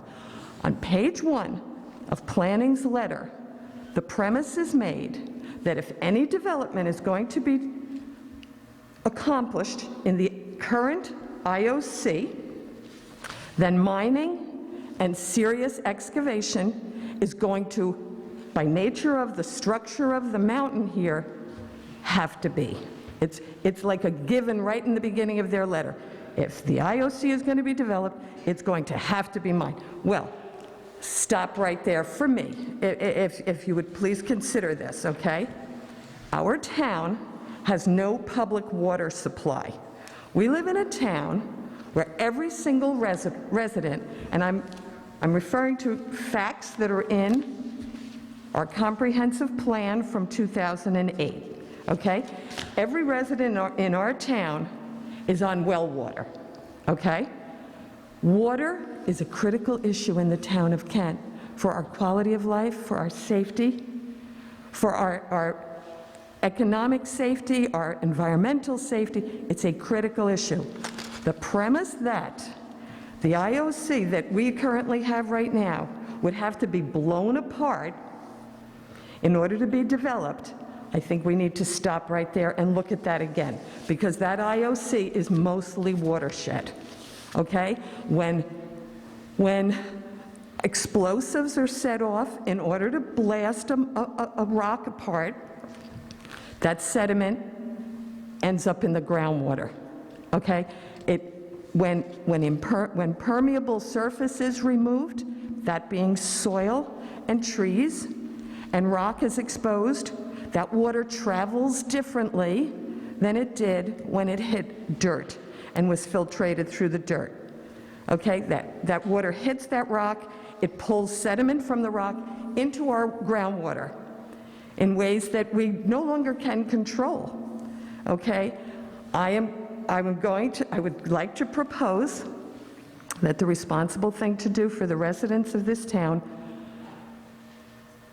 and I mean for the residents of the town, that I think the town board really should look at. If you don't, I understand you don't want to redo the master plan. I've asked about that, and I understand Nobody seems to want to redo the master plan, but I think we need to look at what we've designated as the IOC, if that has to be blasted that way with the watershed. And what I'd like to recommend is that you hire an environmental engineer that is not part of our experts, our groups that are associated with the town and with the town planning board, and we pay, and everybody gets along. I'm sorry, I don't mean to be, that wasn't nice, I'm sorry. I think we should hire an environmental engineer from outside of our town, perhaps from outside of our county, to determine whether planning is correct, that for that IOC to be developed, it could be developed any other way other than blasting that mountain apart in a watershed. Now, that's my concern, and that's a big concern. That's a big concern. I don't understand why the IOC isn't this stretch down here that nothing is happening in. I don't understand that. There's a lot of things that I don't understand, but I do understand our master plan that says that water quality is our number one issue. And I don't hear that being discussed here. And I see us, I'm hearing things like, this should take a month or two. I think we've got bigger fish to fry here, I really do. And again, I don't want to be the nag. I don't want to be the person being in this, but I am, okay? So please hear me. We hear, all you have to do is watch a movie, all you have to do is watch, Dark Water, we watched it the other night. There's true stories of what's happening to towns that are not taking their water quality serious all over our country. And they're devastating to the health of the people, to the environment, to the economic welfare of the Please, please stop and hear what I'm saying. I hear what you're saying. You want me to write that up? You want to? Thank you.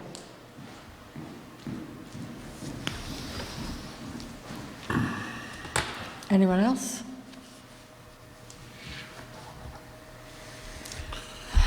I mean, it's the only one thing I want to say is you're right. It's clearly stated on number 1, but it's under a category where they wrote general issues/questions, because I think they are seeing that also as an issue.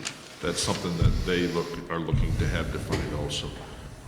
So hopefully we can define that, of what that means. Now, you guys may know this better than I do. The IOC that she's referring to, not that far back in past history, was not an IOC. It was residential, from what I understand. So I don't know how that goes from one thing to the other and gets moved around, probably before you guys also. Oh, it was. Yeah. It was an IOC in the 2008 master plan, right? So I've only been here since 2014. Well, on the board at least. Well, there's valid points to the comment of why is that an IOC if it's going to cause significant blasting and destruction of that top of that mountain up there. It's important to look at that. I mean, I think when they lay out an IOC, they should look at the topography, the slope, and everything. The funny thing is that, not to get too far off, the thing is that probably when they designated the IOC, there was plenty of housing, and this was the moneymaker, right? Right now, I think if somebody's building something, they're looking to build developments because there's no housing inventory out there, and and you're going to see this, glut of new building. I'm sure I've seen it. I mean, especially in eastern Dutchess County, which is kind of similar. So maybe it would work better for a 200 home subdivision to be, put back there instead of a hotel. Maybe now with the change in the economy after COVID and the, basically exodus out of New York City up to here, maybe that is something that we should think about. I mean, I would go one step further, Paul, and say that it was probably as easy as they said, oh, we got to put some IOC in. Here's our map. Here's a big section along Route 52. Let's just slap it right there. Right? I'm sure that had something to do with it. I mean, let's face it, we've said this a million times. if there's going to be any industrial or commercial in Kent, we have 2 roads that it can be on. It can be on 311 and it can be on 52. I mean, that's the only place we have. And, you know, unfortunately, or fortunately, I mean, commercial and industrial helps drive an economy. You know, it's very expensive when your town is almost exclusively residential because you don't have a big taxpayer who helps lift the burden off residents. So people do love to have a totally residential town because you don't have to worry about any of these issues.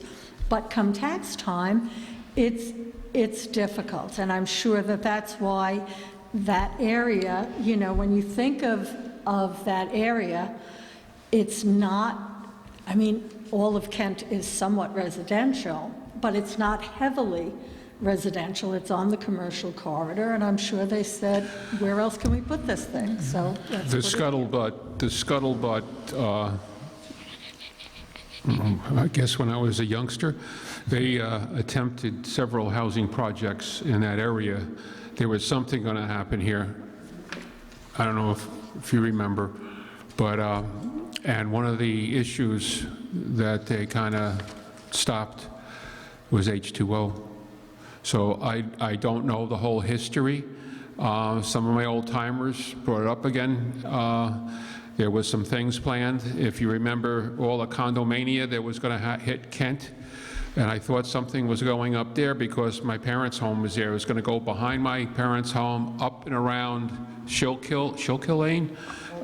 Before that shopping center was built, they had these plans, and going down, something big, major, or might have been 2 different projects, but Bill, they left because of water. Is that true? I don't know. It's going way back. May I say one last? Is it crazy to consider that maybe our main drag down here, that we all drive down from here to ShopRite, let's say, you know, I think I moved here 30 years ago, and I don't think it's changed a whole heck of a lot in 30 years. And that is like so developable, you know? That hardware store, how long is that? Is that for sale? Has that been sitting there for, I mean, why can't that be a small medical office building so people have that? Why can't we have a little, you know, a strip of stores next to Healy's there? That thing has sold and not sold 14 Next to times. what? By Healy's, you know, that plot of land right there. I've known people that have tried to develop that and that been backed off by the, is there a way? You know, look, I know I'm going off on other tangents here, but I really am trying to be helpful. I'm not trying to be difficult. You know, is there a way we could encourage if nothing else, the beautification? So maybe we attract something of that strip? I mean, I got here 30 years ago, and I asked about beautification. You know, you remember, I was actually a founding member of the beautification committee. You know, we don't even, somebody said, I think these gentlemen that were here talking about the gas station, you know, they said, if your town has an architectural review board that maybe we could do colors that work for you, or you know, a logo that, you know, I was like, wouldn't that be nice? Wouldn't that be nice? You know, I mean, part of the problem in Kent, and it can be viewed as a problem or it can be viewed as an asset, is that we have a lot of wetlands, and there are a lot of restrictions with building on around wetlands. So that kind of really goes into, I mean, let's face it, you know, the batting cages. I have lived here, you know, since forever, and it was never batting cages since I have been here. It was But always across the street, I mean, Owen has done a beautiful job at Deliland. You know, doesn't Deliland look beautiful? But he's all by himself over there. Across the street, none of that is wetland. You'd remediate. If you had to do any development over there, you could simply remediate. I mean, you could protect the wetland. There's ways to develop across the street. True. The batting cage, I think your feet would be wet in there. You can't touch that. I understand that. And rightly so. I believe that. I mean, I firmly believe that we need to develop, but I also am an environmentalist, and I think there has to be a sanity there. I don't think, okay, so, but that side of the street could be developed. I mean, and there, if we could actually call that a main street, we said that back then. If we could call it a main street, there could be funds available to us to help us to develop that, you know? This is, I think we're missing, you know, I think we got to you know, all you have to do is go on the Facebook Kent residents page, and people start saying, you know, this, wouldn't it be nice if we had this? Wouldn't it be nice if we had that? I want this, I want that. And what is going on? This strip comes up. Why can't we attract? I think as a town, we should be able to develop and attract development. You know, like attracts like, right? If we start encouraging and beautifying, maybe we can attract, maybe we actually do a task force of people that approaches Carmel and says, put a building in our town, Carmel would attract something else, you know. Boy, I could know. tell you some history, but I don't want to get you upset, because some of it I was involved in and You know always what? got blocked. Yeah, and it's very discouraging. And I see this as possibly an opportunity for us. Possibly this might be a turning point where, you know, maybe if we're looking at developers like this coming in, we better be ready. We better be ready. But with regard to smaller, you know, I have worked with the EDC and with the chamber to try to encourage, you know, smaller businesses to come in.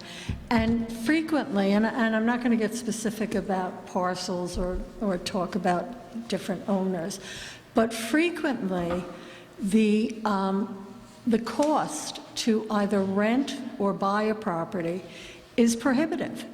And, you know, in this economy, and I mean now especially with the pandemic, it is a big risk to start a new business. So if you're talking about walking in to a really expensive proposition, or, you know, the property isn't kept up to your standards, and so you're going to make a big investment, and the property itself isn't going to be reflective of the business you want to bring in, it's hard to get those people in. And I mean, we've tried, you know, with the former head of the EDC, I mean, we've tried to develop a few parcels, and she had some leads, and it didn't happen.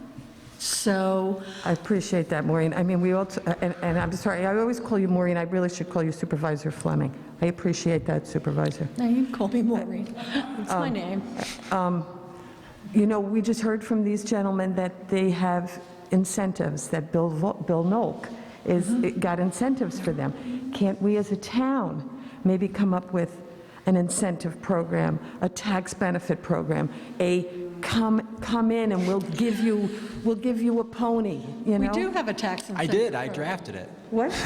We, first year, second year? First year, I think. And they're probably going to utilize it because they know about it. And just so you know, some of the general public complains about that. Yeah, they're going to get their free tax, you know, the abatement program. Right You know, now, it's yeah, if you catch-22. Yeah, if you're a commercial property, right? So let's say that lot is Bob's Garage. I don't know what the assessment is. It's probably low, not worth a lot right now, or it's vacant land, right? When they go to build that and they close out their permit, the first thing that Bill Walters is going to do is hand the thing to our assessor, and the assessment's going to go up to $2 million. Right. So what we've done is New York State allows you to put in a graduated assessment reduction. So the first year that they are fully assessed, if they build something, they will save 95% of the assessment for the town taxes. Like, we can't control the school taxes. And then the next year they'll save 90, and then the next year That's 85. beautiful. So I think it's a 7 or 10 year phase in we put together for town taxes, where if you improve the commercial property. That's in place? Yeah. Yeah. We Does anybody did know like about that? 2015. We did that years ago, Yeah. I mean, you can't make people come, but we But thought, maybe we need a development task force, a development task force, where we go and tell people that. Oh, I can tell. I don't mean we, I didn't say we, but maybe Yeah, I the get- people yeah. on the task force. I get told I talk a little too much, so I don't You tell could do people. that, Paul, you could go and, no, but I mean, really, to let I know. people know. Well, Let people know, that's a great plan. I mean, because that's killer. You put your money into something and you develop it, and you turn around with a tax bill like that, where's the incentive?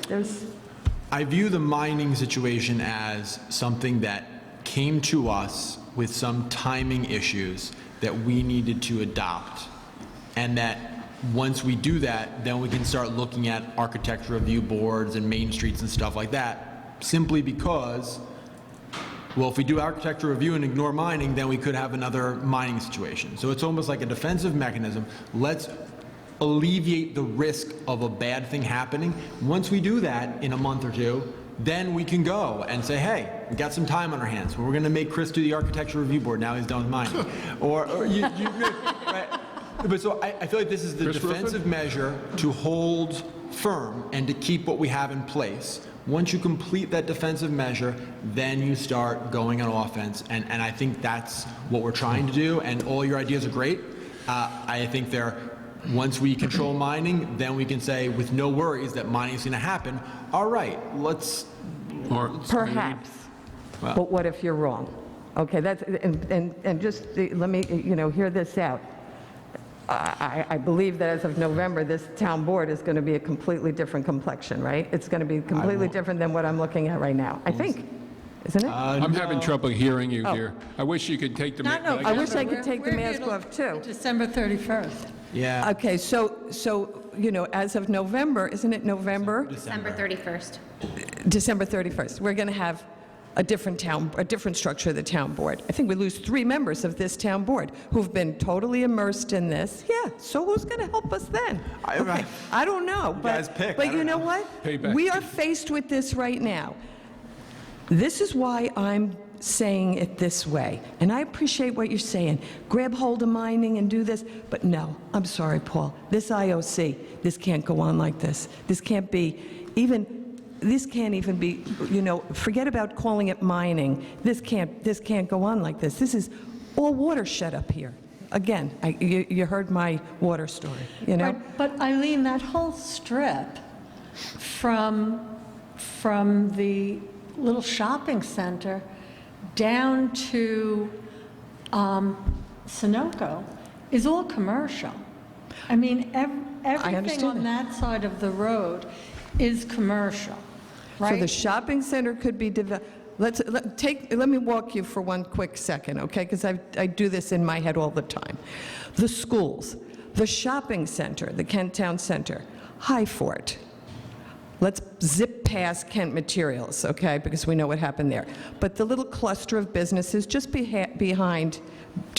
before Kent Materials, okay? The vet in there and the other developer in there, all the way down the hill to Sunoco. How come all of that and the residential neighborhood up here, how come all of that was able to be developed without blowing that mountain apart? But what I'm saying is the mining law would prevent the blowing up. That's what I want to do. I don't want to leave office and not have the non-blowing up law, because if you can't count on somebody to follow me in and stop the mining, or if you can't count on somebody to fix the IOC, then you can't count on them to stop the mining. So I don't think we're being responsible. If the premise is right, that planning puts forth on their first page here, that in order to develop this IOC, you need to mine and excavate by nature of if they are right, then are we really being responsible to call that an IOC? Well, no, I'm not going to speak for Chris, but we both seem interested in that being one of the first questions we ask, and I appreciate you bringing that up. Right. Just for the record, and that's we can answer before what we you need. turn around, just for the record, you made a statement, and I just want to correct as far as I'm concerned. I support amending the master plan, and I think looking at my past 7 years here, we do need some kind of consultant to work with the town board, the supervisor. I'm sorry. I believe in that. And if you think that, I want to make sure, because I brought it up in the past here, and I'll go further here. The planning board planner and those consultants are planning board consultants, that planner there that we rely on. But we don't really have a town planner for this side of the coin. We use them and we have to pay them, right? So there's a, I don't know if you call it a conflict. To answer to planning, right. But I see and they didn't get back to me. I've been calling the town of Patterson, trying to get their job description and stuff, because I've been trying to deal with some projects here in the town that are eyesores, that are other issues, you know. I still want to go back to the 18 acres in the back and see if home plate's still there. There used to be a Little League ball field there and a pond where you saw ducks. It was so beautiful, and now look at it, and that's your Main Street, okay? But I'm looking at someone that can be the salesman, you know, work with the town board and the supervisor. It's very time-consuming. Sitting down with a couple of people concerning their shacks and their eyesores, and then they have a reason why they're still there, and then you got to go back to some of the town officials, and next thing you know, a head is spinning, because it's supposed to be a part-time job. But we're trying to address some of these things, but it's not easy. I think you need someone with some kind of a business background too. Maureen mentioned the Chamber of Commerce. You know, somebody with a business thing to work with these. I don't know if you know this, but another store went vacant down across from Hillendale. That rental place, they moved to Patterson. Quality rental. Okay, and the hardware store has been vacant, and now there's talk, and I don't want to get him upset at me because he is really positive for a town, but Healy's is going to be a laundromat. And I'm scratching my head, what about the water table in Lake Carmel? How can they be a laundromat there? Excuse me? How can they be a laundromat there with the water? And instead of the nursery that used to be there, there's going to be more storage units. And we need to look at everything. We need to look at, and they're very supportive, the owners of the things he's done on Towners Road. I won't get into names. He's been very supportive. He's donated, and he looks to me, he says, Bill, the restaurant's been for sale for 3, 4, 5 years. He took it over, thought he had somebody, and it didn't work. But if you look and travel up the road, we thought we had a Main Street assessment grant, came right to the end, and then the governor changed the rules and regs. We were going to get an assessment. Once you get an assessment and get some things, you get some money for revitalization of your gateways. And back to ground zero. I'm part-time. Many of us are part-time. You need that help. We need to pay I was for looking it. at the Patterson project there because I don't think it's that expensive. But just go up Route 52, down Route 52, and the 311 exchange. This guy, they called me to work with this guy. Bob's Garage guy. This Chestnut guy, Right, they called Yeah. me because I've been working with some other people down the road trying to make some improvements. And for those Lake Carmel, there's one Lake Carmel guy in the back, all right, but everything's going to go through the DEP, the DEC, and the SECA and the whole bit for the environment. But just remember a little good neighbor grant, a little developer on a voluntary basis, because I got to be careful. I don't want to go to jail, Council. Yeah, right. But no, They they've call done it. that something. And we're working on some But other rather than things. stopping, how do we stop people? How do we bring the right people, And we're working with some other things that are highly intensive right now in negotiations. I don't know. I'm shooting for the home run, and I got 10 months left. Okay? They don't want me anymore, so I'll move on. I'll run for governor. Okay? Okay. Well, thanks for hearing me. Thank you. So I was taking notes, Councilman Denbaum, we're changing this law to the don't blow rock up the law, or don't blow up rock law? Don't blow, listen, it sounds good. You can't vote against that. Blow it up law? Don't blow it up. And don't leave. I got an announcement at the end. Are there a lot Bill's of- now teasing. Yeah. One thing I wanted to say, I agree with Eileen. You should hire your own environmental engineer to look at this thing. Because if you have this meeting with the planning board and these experts, whoever they are, have you heard anything about these experts? What they're going to be expert in? Yeah, we know. Yeah, they're They employed by are the town. Because so, yeah. I believe what's going to happen is each expert is going to have his own area. They do. And that's going to be like a crack in the ice. It's going to spread. You're going to have concerns over here, you're going to have concerns over here, there. An environmental engineer may be able to come in and answer all those things right off the bat, instead of researching all their concerns. Because it's just going to blossom into a mess, Well, which it kind of is now. And it just may be another mess you're going to have to deal with. I mean, I intend to ask questions of the experts to help formulate my opinion and decision on what local law to draft. So I'm just going to be prodding for answers to things that help me and the board make our decision. I don't have to take, what the recommendations. We just need to be aware of it so that we know so that we can help our understanding. And I think making sure one of the experts, I think one of them is an environmental engineer, right? Yeah, the planning department, the planning board experts are an engineer, a planner, an environmental and stormwater consultant. So, they work with the planning board on all the projects. So they know the areas that come into developing projects. They know about the water issues. They know about the steep slope issues. They're very familiar with these issues, and they're also very familiar, which is why it's good to have this group.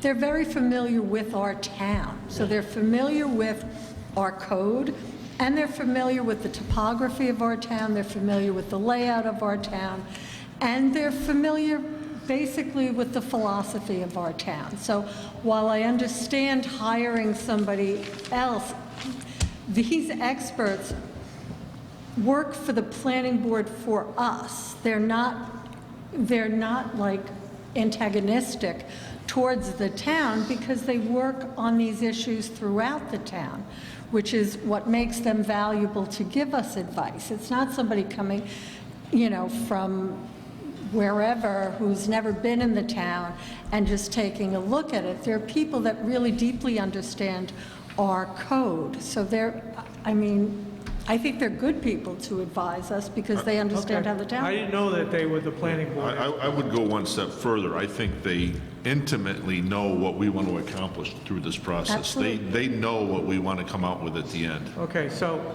if you have these experts and you have the planning board, then why is the water in the Kent schools at the top of the hill in trouble? I understand when they put down salt in the winter on the roads, their water gets salty, and they have to go to bottled water. And that's been going on for years. My wife worked in the school system. She knew all about that. I didn't know anything about it. She said, oh yeah, that's been going on for years. So in a case like that, where nothing was done to improve the system, I'm not going to say how can you rely on them, but what happens when they come up with, like Henry Boyd said, he went in there, he was commissioned to drill wells. And I believe he said he went down 60 feet and stopped. He hit water. If these miners or whatever they're going to be doing are going down 80 feet, they're going to drain that water system. And it's not just a pipe going down, it's an excavation where they're going to make a beautiful pool. I've seen one down in Verplank or Buchanan. It's next to St. Patrick's Church. You should go down and look at the water. It's a beautiful blue, okay? That water came from the water table surrounding the area. All right? At one point, you can look and see the water and see the Hudson River right behind it. This water is nicer. Okay? That could happen up here. And all the housing up on top of the hill, the school, their water is going to go into that pool. Right? Nobody has come up, except for Henry, and talked about that. I haven't heard anybody mention it. Eileen mentioned it a little bit tonight. Okay, that's the things to worry about. And it's not just that site. Like I said, we never, or Eileen never asked for this, law or whatever you want to call it that's going to come out of all these talks to be only for that site. It's for the whole town. You could run into another situation at another site that could be detrimental to all the houses around it. That's what you have to look at. Okay? Right, but all of these issues, I mean, it's not only that it goes through planning. I mean, we're in, you know, DEP, DEC territory. So there's a lot of oversight on projects. And, I mean, how the schools got built where they are, I have no idea. I certainly know that our current group of consultants were not around when the schools got built. You know, having salt in the water, I mean, in Kent, we actually use, in a lot of towns, they use 100% salt on the roads. Our highway superintendent doesn't because of the water issue. We use a mixture, and he's actually looking for alternatives. So with regard to those issues, I mean, that's kind of like a red herring in this, in that it doesn't really impact. I mean, I don't know how that got built, but certainly with the oversight that we have now with these, you know, city and state agencies, there are a lot of hurdles to go through. And our town kind of deciding how we want to define an area or how we want to control excavation and stuff is just the first hurdle. It's not like they get past this and then we hand them, you know, a key to the city. I mean, there's a lot of steps to go through, and to maintain that the water supply, I mean, all of these issues have to be dealt with. So I understand your concern, but I believe everybody shares those concerns, not only the town board, but the state and city agencies that review these projects as well. I got one last question, hopefully brief. Have you got any reaction from any developers about this moratorium? Have I got any reaction from developers? Any pushback from any developer about this? I have. That would be the planning board, right? Well, we haven't received any comments. No, we haven't received any No comments. comments at all? I'm surprised. COVID is slowing everything down, too. Well, I read something today, when 85% of the population gets vaccinated, things are going to start to go back to normal. Let's hope. Let's hope. They're opening the age groups, so let's Okay. hope that everybody gets Okay, vaccinated. thank you. You're welcome. All right, are we good to go? Do you want to? Sure. Okay. I'm just going to switch topics real quick, jump around to the sewer district topic. We received an email about an increased daily flow going into the sewer system in our sewer district from, you know, approximately 10 to 15 gallons per day up to 25 to 30 gallons per day. So the Kent Manor is asking us, pursuant to our agreement with them, to investigate the increased flow. So we have a resolution in front of us to authorize, I believe it is, sorry, it's out of order here, Earth Care to engage in a camera and scoping measure to see if we can find any leaks. We've had initially this once in the past, and so I would propose that we go forward and do an investigation as we're required to do in a timely fashion. Anybody want to be heard? Yeah, I think we have to do this. It's emergency, right? It's sort of an We got an emergency. email today and told them we'd have an answer tonight, and I'd let them know tomorrow. Okay, so I'm going to make a motion to adopt a resolution accepting the proposal for camera inspection for the Route 52 Sewer District. Whereas in connection with the repair needed for the Route 52 Sewer District, the town of Kent is in receipt of a proposal by Earth Care, a Wind River environmental company, to provide a camera and operator for 8 8-inch lines throughout the Route 52 sewer district. A copy of said proposal is annexed hereto and hereby incorporated. And whereas the town board of the town of Kent wishes to accept the quote submitted by Earthcare consistent with the proposal, now therefore be it resolved the town board of the town of Kent hereby accepts the proposal of Earthcare, and be it further resolved the town supervisors hereby authorized and directed to execute any and all agreements and other documents necessary to give effect to this resolution, consistent with the terms hereof, all in a form satisfactory to the supervisor and the town attorney. I make that motion. Second. All in favor? Aye.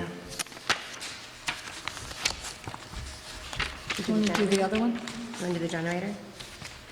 Generator. You want me to do that one too? Okay. Pulled that one out of order. I want to do it. You want me to read it? I have it right here. You have it? Okay. Yeah. I make a resolution. Well, we've got, Oh. Do you want the, here? Grab the sewer district one. Here you go. Yeah. Well, that's the backup. And here's the resolution. So this is a proposal from Northeast Generator for a service agreement for the sewer district. And here, we talked about some of the other generators that are operating throughout the town. The sewer district was one of them that was not on the list last time we discussed it. So we have a proposal here for $1,555 for renewal of the Northeast Generator Company proposal for the sewer district, and I have no objections to it. anybody else?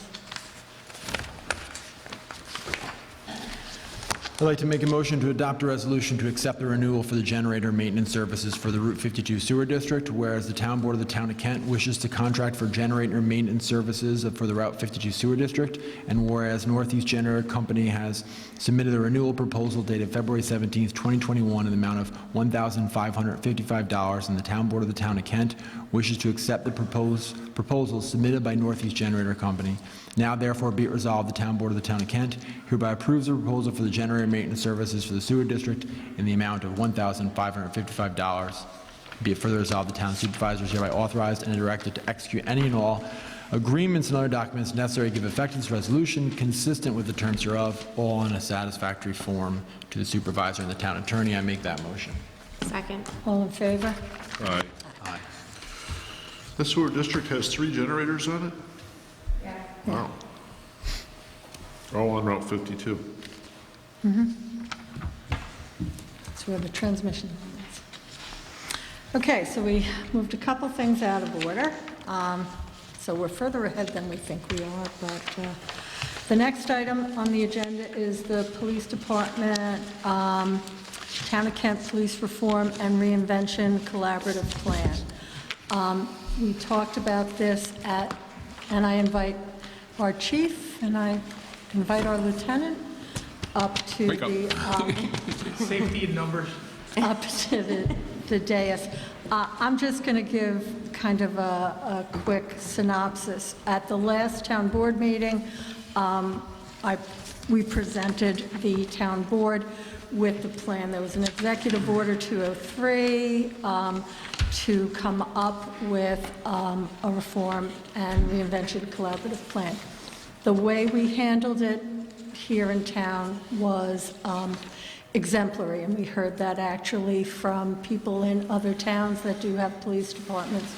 We actually had people from a village of Putnam County sit in on one of our meetings, and they were totally impressed. We advertised for members of a panel to contribute to the plan. We got 9 interested residents, which ultimately ended up being 7 residents.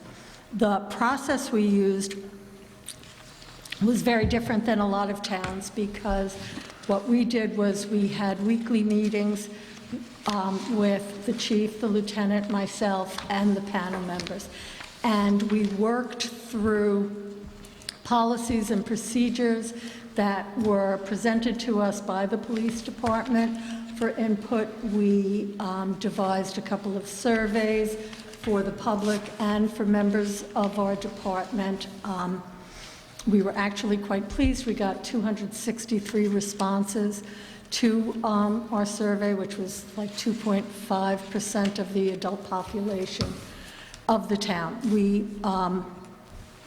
We came up through, I mean, and these panel meetings went on for never less than an hour and a half, sometimes 2 hours, sometimes people were basically like, please, I gotta stop.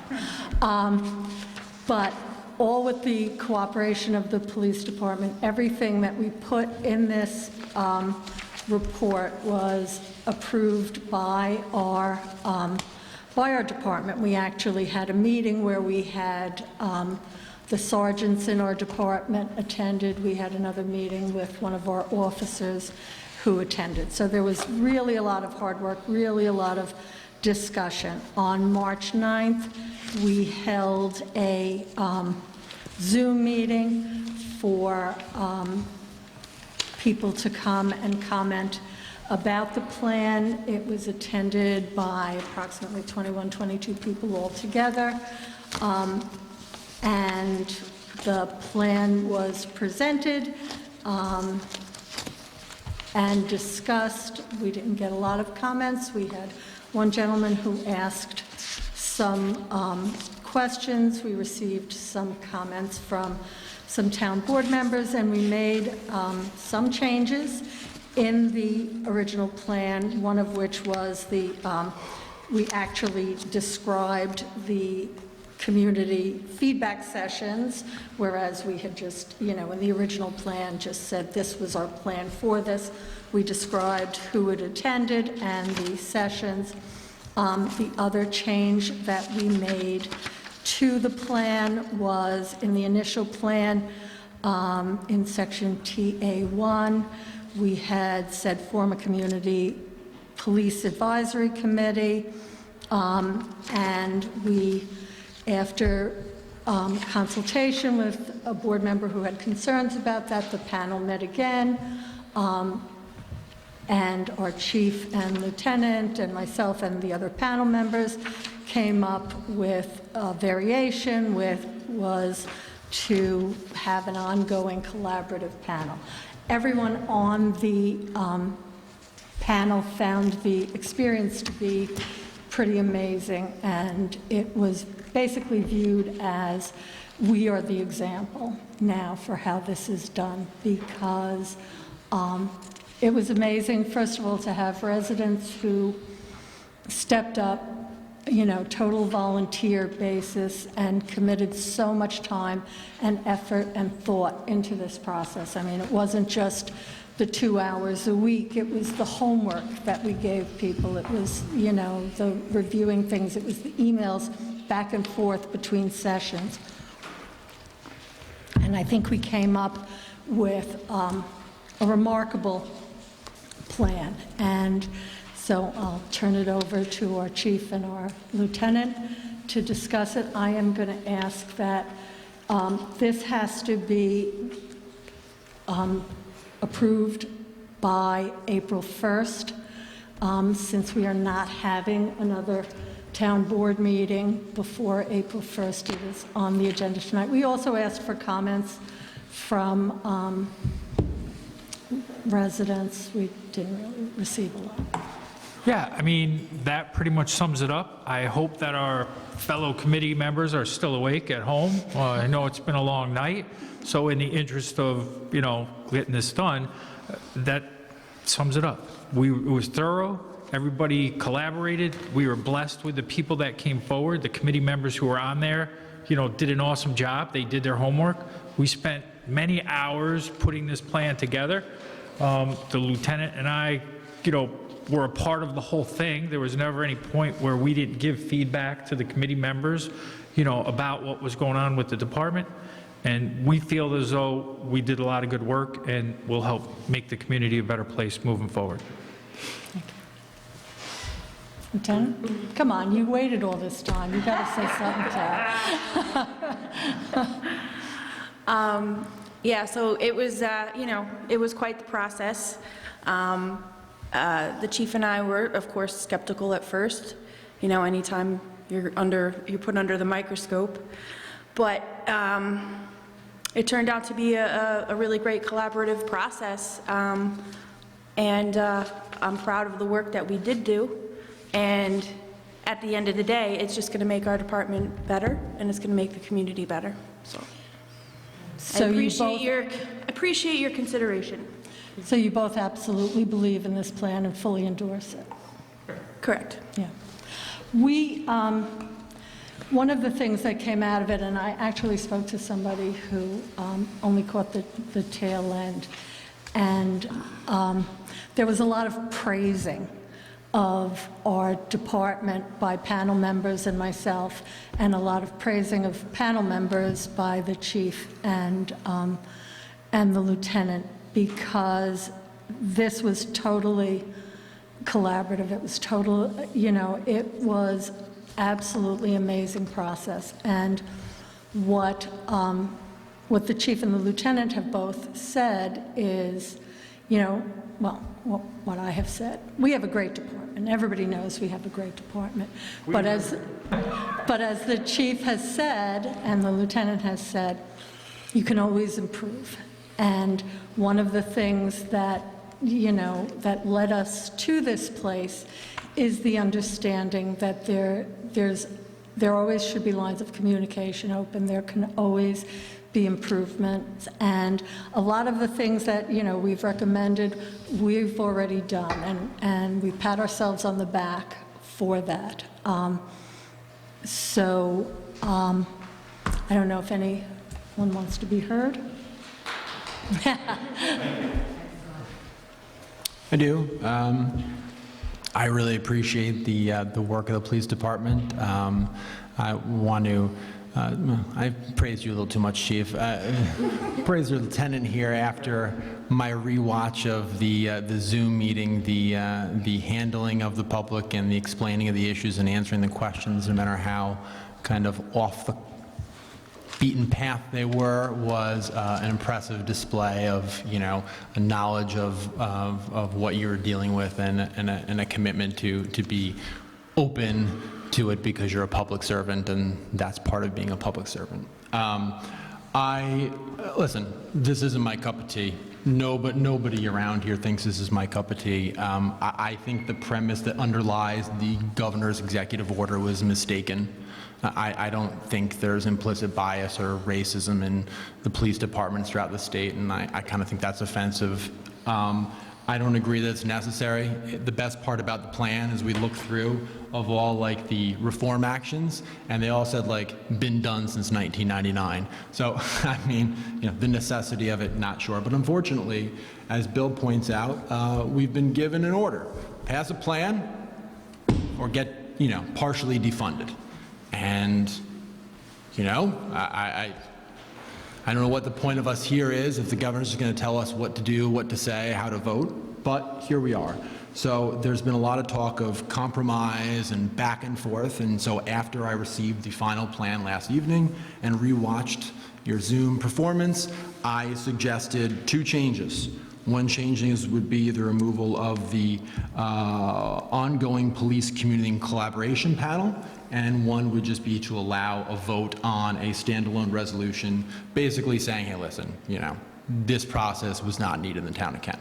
And as you guys know, I vote against a lot of things, but as reluctant as I am with those 2 minor conditions, I would vote in favor of the plan.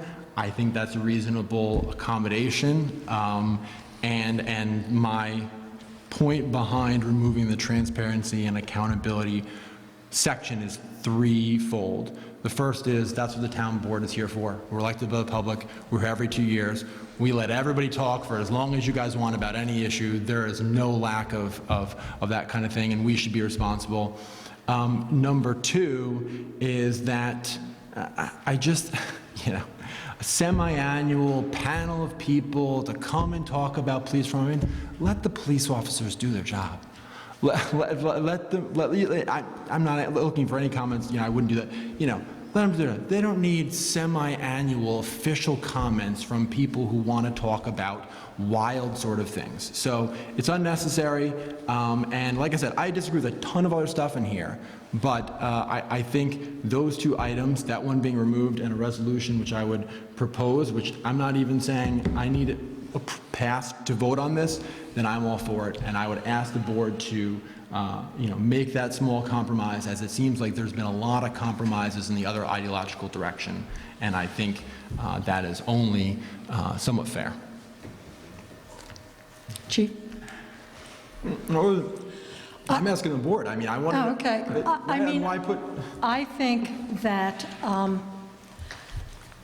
I think at this stage, when so much work has been done and so much has been approved by our chief and our lieutenant and other members of the department that were there, to say, well, we don't need to do this anymore, when our chief and our lieutenant both have voiced what a valuable process this was. And I think actually the chief was kind of,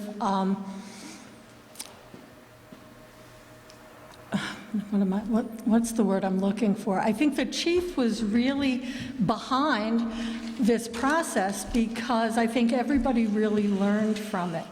And so correct me if I'm wrong, but you fully supported having a panel. We changed it from meeting quarterly to semi-annually. No, we went back and looked at that after some other people brought up concerns about it. We like the plan the way that it is. We agree with everything that's in there. I understand your concerns and support for the department, but I think that we'll be okay with however you guys see fit to put it forward. We're good with everything that's in there. Yeah, it was fully endorsed by the police. So it's interesting is that's the wording that I got it down to, because it was more than that. I know, and I totally... And I called Chief Owens last week before they had their final meeting, said, I have concerns with this committee. But after talking with him and feeling that he was comfortable with this, I said, okay, I can, if you're good with that, and we got it from 4 meetings a year down to 2, and opened it up to everybody, nobody, not just any specific group or people, it's open to anybody who wants to participate in it. I was happy with the changes that were made, so I can't complain that you didn't accommodate my concerns, because you accommodated them exactly. The funny part about it is when we went back and spoke about it, we didn't look at it like in the way that you guys were looking at it, that committee could be political or whatever, because of what a good experience I think we had with the people who were involved. So it wasn't like in our minds, but we're not politicians. So we appreciated the concern that you guys looked at it. And when we brought it to the committee, even they were like, yeah, okay. Do you know what I mean? Like, all right, maybe we'll only meet twice a year, and give you some feedback or whatever. And we were like, okay, we still don't see that would hurt us hearing from our community members, even though I do see that, like it could when we're gone, or the committee people that we have aren't on there, maybe it would be something different, but we would still welcome their, criticism or thing, but you guys would still have the final say. Right, and it's not like it's a police review panel. It's not like it's even voting. It's not like, an advisory committee that has power. Every step of this process was to listen to the public, which is not only is it part of a mandate, but it's just good government. I mean, how much time did we spend here tonight, and how much time are we going to spend listening to the public on formulating our laws, which, yes, we are elected to put forth, but if you don't listen to your public, if you don't listen to your residents, then you're very closed off. So this was a totally collaborative process that at the end, the chief and the lieutenant had the final say. So there were some ideas, and let me tell you, there were a couple of meetings that got a little loud. Someone left the panel because of some issues, but in the end, the chief and the lieutenant were talking about, having a picnic with the people on the panel, because it was so eye-opening, not only for our police department, but for our residents, to put forth kind of more of an understanding of how the department works, how it functions, and I think that's a very important part of the plan. We keep talking about the process and we're ending the process. I wish we would end the process. I literally wish we would end the process and not continue the process in perpetuity. Because what we've learned is the police are great. We've learned is our police department is the best. But we're going to learn about it forever in perpetuity with semi-annual meetings. And in fairness, we're negotiating. Chris, I'm so glad, and I heard about the back and forth, and I know that it was negotiated because there was concerns about other committee. Who are we negotiating against? We are the town board. We are the elected policymakers. Who are we negotiating against? Somebody who on the police panel who's giving a lecture on defunding the police doesn't mean defunding the police? Are we negotiating the person that wants to guard against white supremacy in the police? Like, who are we negotiating It against? wasn't, no, that's the wrong word to use. I had my concerns, wanted it out completely, and after talking to Chief Owens, who thought it was usable. I mean, the talk was with him. And I shouldn't have said negotiated, but he said, you know what, I think it would be a good idea. All right, if you think it'd be a good idea, I don't think you have to meet as much. So yeah, you know, it was a negotiation with the chief. But I have a question. We have our meetings, you know, first and third Tuesday of the month. Why can't, if someone has an issue with the police, if someone wants to talk to you, come to the town board meeting and bring it up? One of you is always here. I'd like to. So, you know, as far as the process, as far as the executive order is concerned, I do believe that that has been completed. However, the chief and I value our department as a community policing department.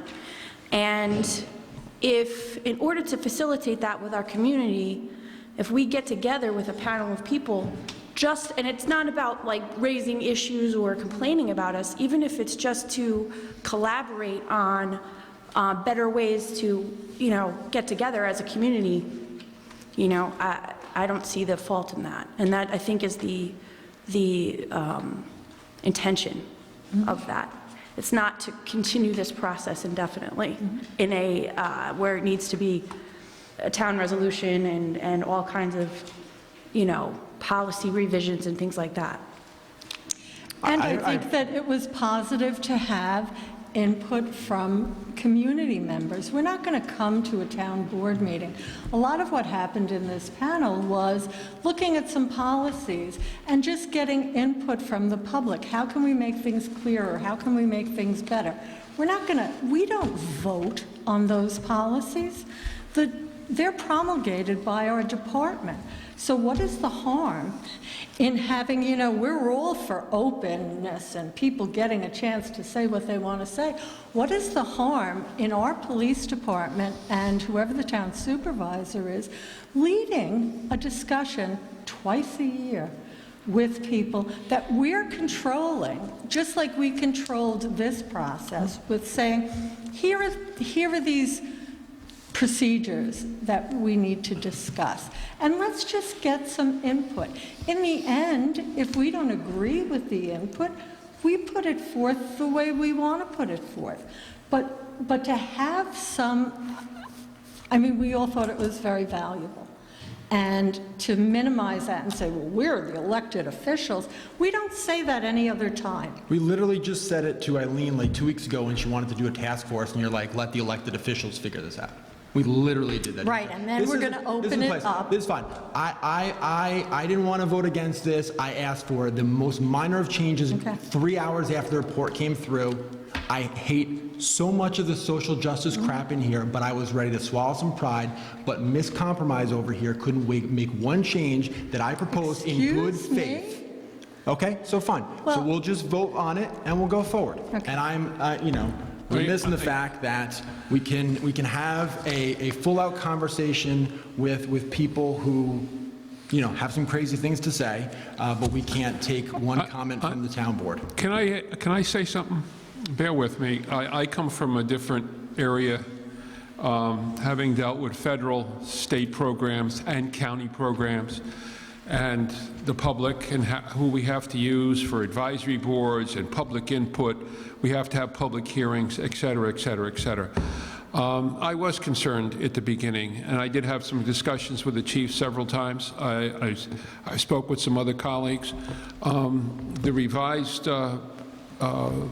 things, the changes were made, I have no problem with.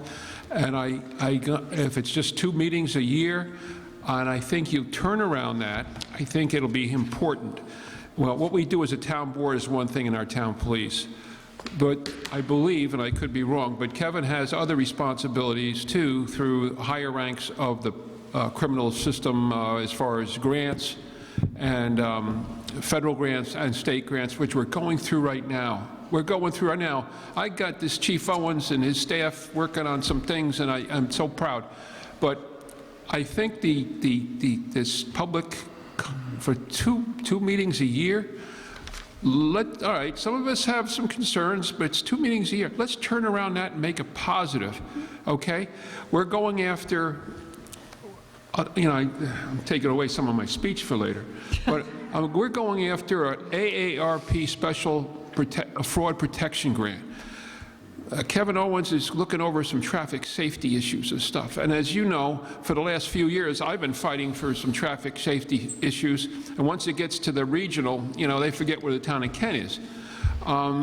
There's working on some other things, okay? Now, when you get to the filling out these papers, it's Big Brother looking over your grant applications. And there's a little public input there, and I think that let's look at that as an advantage. I understand where Paul's coming from. I'm not happy what's going on in the country and stuff, but let's turn this around and use it to our benefit. And from what I understand, everything's sort of been positive, and we do have a class police department. I grew up with half of these guys. I could tell you some stories, but let's turn that around. And I know where some are feeling, and I know about whoever left the meeting and stuff. But let's turn around and make it a positive. Mm-hmm. And when you look at what the changes were made, we can live with this. Mm-hmm. If it was some serious stuff. Now, if you want to talk about, I can't talk about some of the things that we were forced to do. And we live in Putnam County. And we had to come to cooperate with the federal affirmative action plan. It was different 30 years ago, 20 years ago. But let's work with the people and use the benefit. And it's interesting too, law enforcement or anything else, and I'll be talking about later. You might find a few godmothers or godfathers that could help our community out. And let's see what happens. I said my piece. Thank you. Anyone else? Chris, do you want to?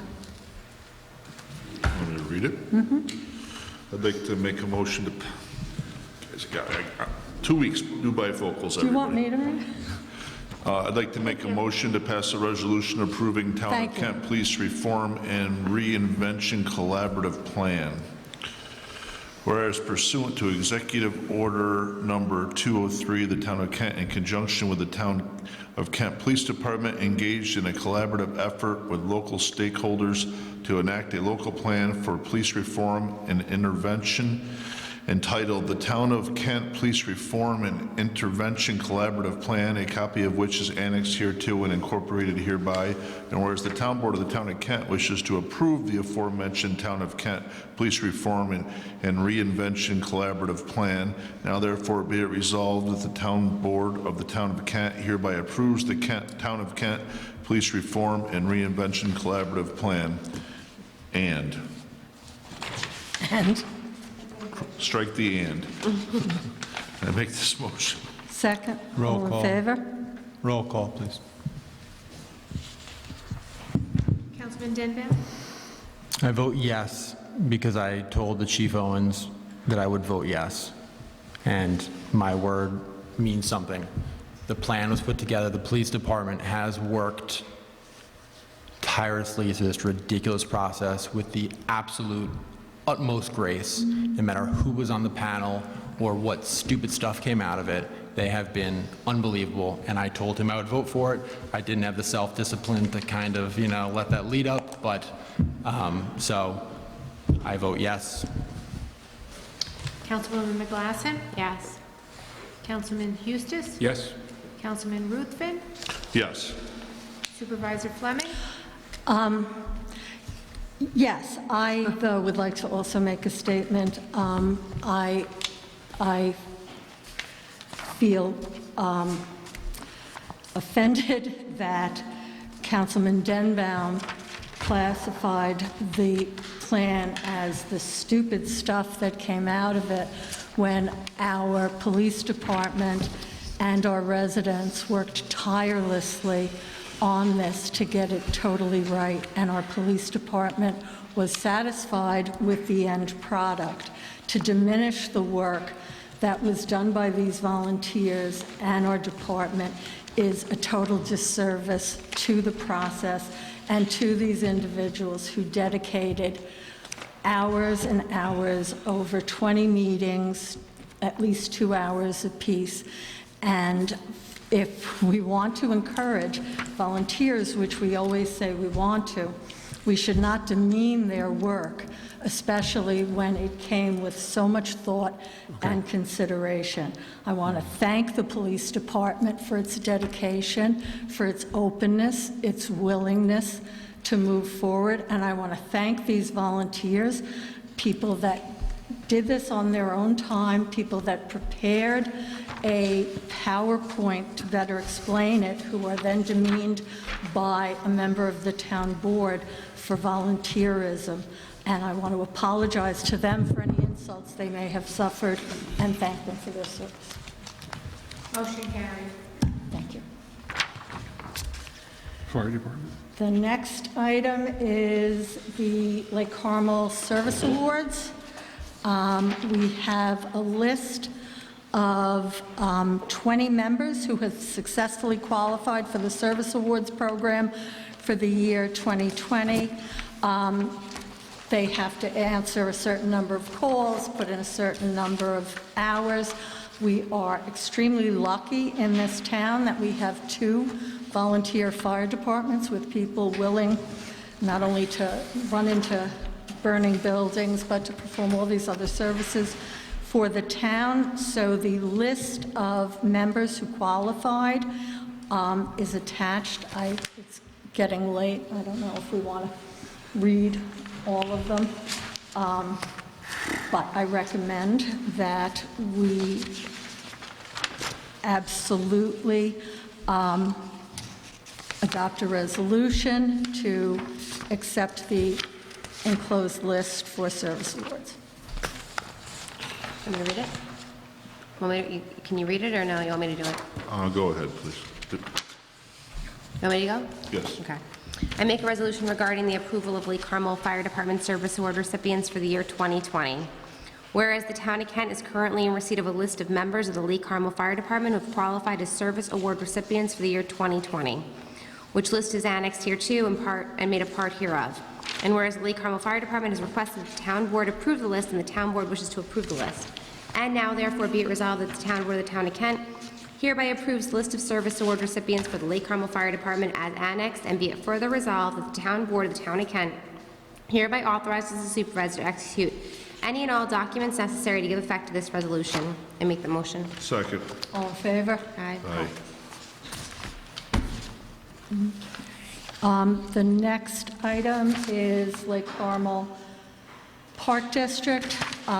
We have a recommendation from Walter Recker, the Lake Carmel Park District Advisory Board chairperson, to accept a new member. We had advertised for a new member for the advisory board, and they are recommending we accept Jerry Jacobs to join as a member. She was interviewed. We have a letter of interest, so I never want to turn a volunteer down.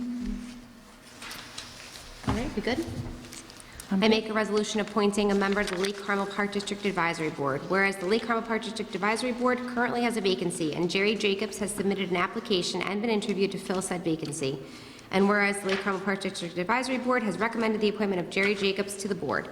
And whereas the Town Board of the Town of Kent wishes to appoint Jerry Jacobs to fill the vacancy on the Lake Carmel Park District Advisory Board.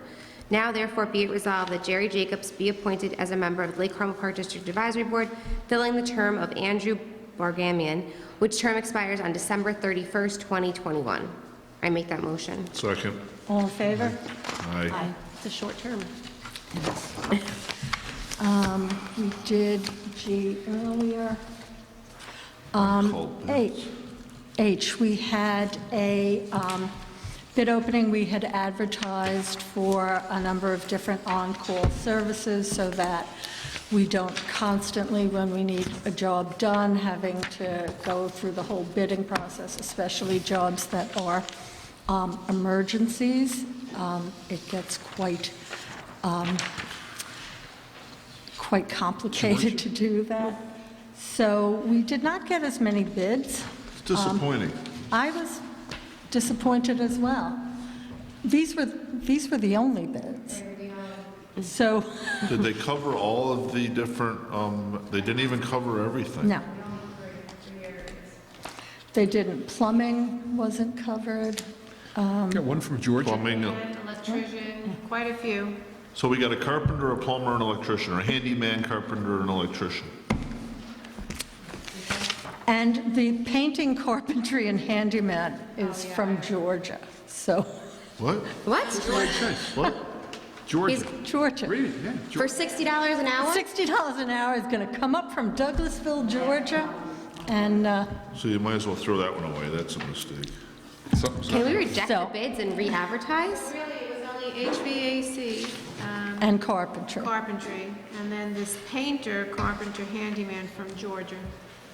Yeah. So I'd like to, Are we sure he's in Georgia? if we're serious about this. I mean, I'm We gotta surprised. do, this is, we can't, we gotta. So what I would suggest we do is accept the bid from Jim Liebler for carpentry And H&E. and HRR for HVAC. I'm looking And this guy up. we can rebid, the Georgia. I mean, if they're going to do it for $60 an hour, I am impressed Yeah. because, I mean, He this doesn't is, have very good reviews. but I don't know if they're going to charge us for travel I time. looked him up. He has terrible reviews, so. I mean, I imagine they would subcontract. That would be my take on why a company from Georgia would bid, so that they would get a contract and then subcontract with a local. But we can reject that bid and reissue. I mean, we can reject all of the bids if we want and reissue the ad, but so, Lana, we advertised this directly through the newspaper, that was the only advertisement for it? Did we send it to any of the local people? Yeah, we sent it to anybody local, and we also sent it to Bid Ocean, which is more like a big, more A bid. big jobs, but Right. we sent it there as well. And we did send it to a lot of local people. All right. so I don't know how the board wants to proceed. Nobody wants to deal with it. I mean, why do you want to penalize the two that already No, sent? no, Yeah. Yeah. we're gonna approve those two. Right, I think, that's And then fair. can we I'm can we just, bid out you know, again? how many times do we need to go do this to get an electrician or get Right. a plumber to fix the toilet, the men's room in here? or Well, that something? we have to, but Corporate Vision didn't bid on that. They only bid on painting, carpentry, and handyman. The review says if you come in contact with them, please run. That's the first review. Really? Yes, so, So do we just want to accept the bid on the first two Yes. categories Yeah, and re-advertise? all right. I'd like to, And Jamie, do we need to technically reject that bid? I would reject the bid of Corporate Vision and authorize Lana to re-advertise the other Okay. items. All right. you want me to do it? you're gonna make that one up on the fly? Yeah, I'm going to try. All right, go ahead. All right. I make a resolution accepting a quote for on-call plumbing, electrician, landscape, masonry, lawn maintenance, and handyman repairs. Whereas the town board duly advertised for bids on call plumbing, electrician, landscape, masonry, lawn maintenance, and handyman repair services. And whereas 3 bids were received in response to the advertisement and the bids were opened and publicly read aloud at the Kent Town Center, copies of said bids are annexed hereto and incorporated herein by reference. Whereas the town board wishes to accept the proposals of Jim Liebler, Inc. and HRR Industries, Inc., and reject Corporate Vision, Inc., bid consistent with the annex bid proposals. Now therefore be it resolved, the town board of the town of Kent hereby awards the bid for on-call services to Jim Liebler, Inc. and HHR Industries and rejects the bids from Corporate Vision, Inc., consistent with the bid proposals, and authorizes Lana DiCapelli to advertise for, now which one are we taking out? Well, we should All re-advertise of them, for plumbing, electrician, landscape, All right, plumbing, electrician, landscape, mason, mason, all of them, lawn maintenance, handyman. okay. Yep. Be it further resolved, the town board of the town of Kent hereby authorizes and directs the supervisor to execute any and all documents necessary to give effect to this resolution. Second. Was that good? That's good. We were, okay. Second, all in favor? Aye. Aye. The Town of Kent Health Emergency Plan, we came up with, the legislature required, in light of the pandemic and the situation that most towns were plunged into with kind of handling things on the fly and trying to figure out how to proceed, has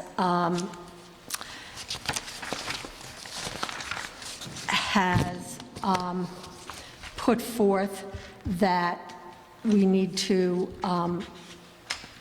adopt a plan that includes identification of essential positions, facilitation of remote work for non-essential positions, protective equipment, and protocols for various things. We had to submit this plan to the unions that worked, that represent some of our employees. I think it was 140 days from the promulgation of the legislation. We submitted, I submitted this to the town board as well as to the 3 unions that represent some of our employees, Town of Kent PBA, the Teamsters Local 456, and our dispatchers union on February 4th. We have received no comments, nor have any of our unions asked for any changes to the plan that was submitted to them, nor have I gotten any comments from town board members asking for changes.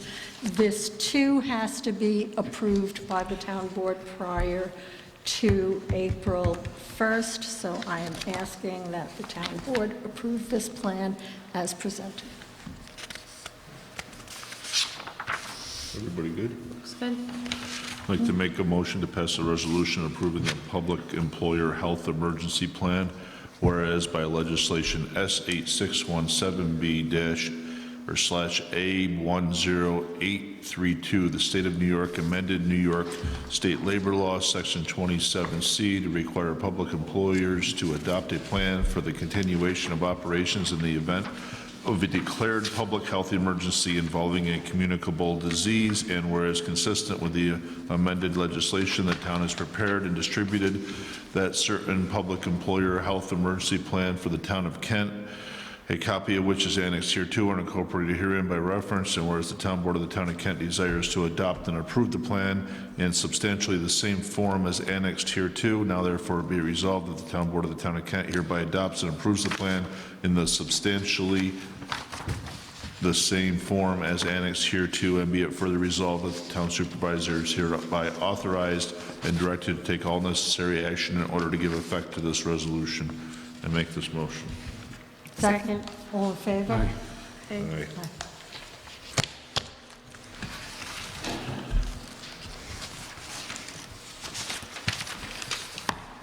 Bill, you want to take this? Yeah, can I have this? Oh, Mr. Neff's leaving. Jesus.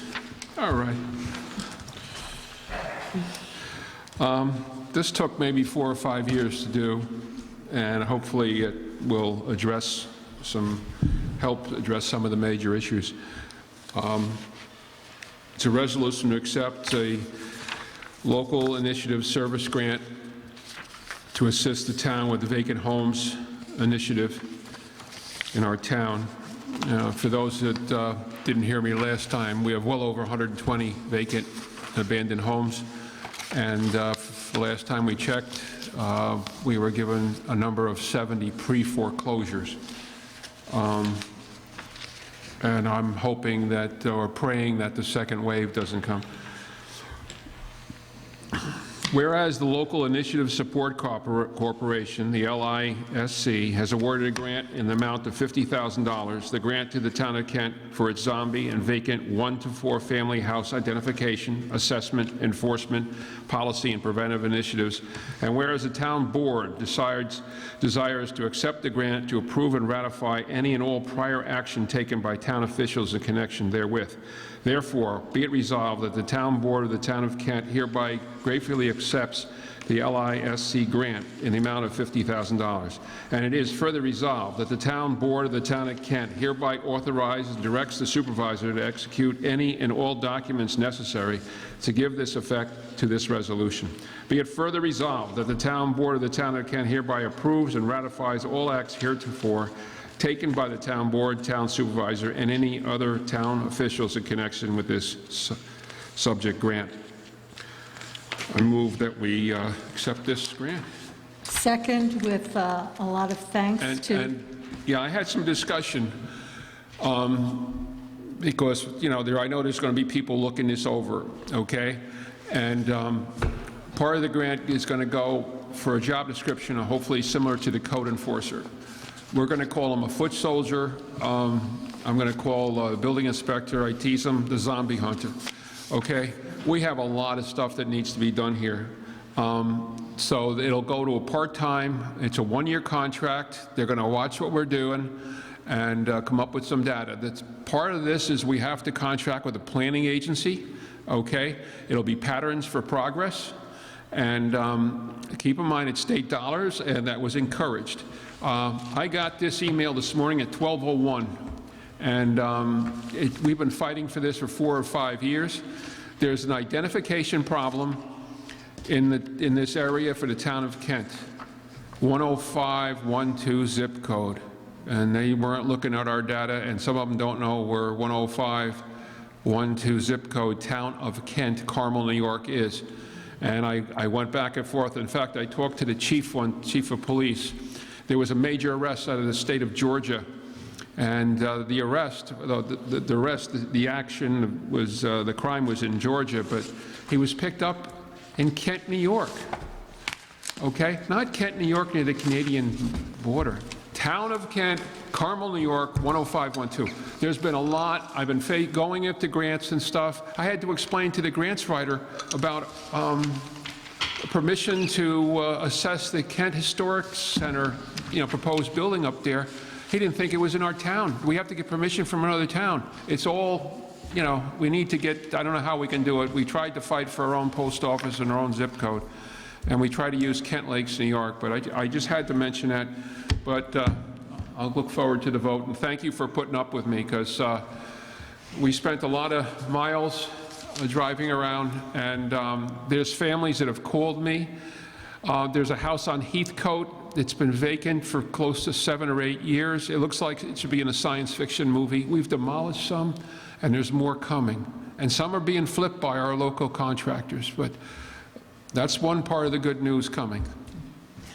So I'll finish my seconding. Okay. I second with thanks to Deputy Supervisor Eustace for his doggedness and perseverance in getting this grant and making sure the town of Kent got what we should have gotten out of this.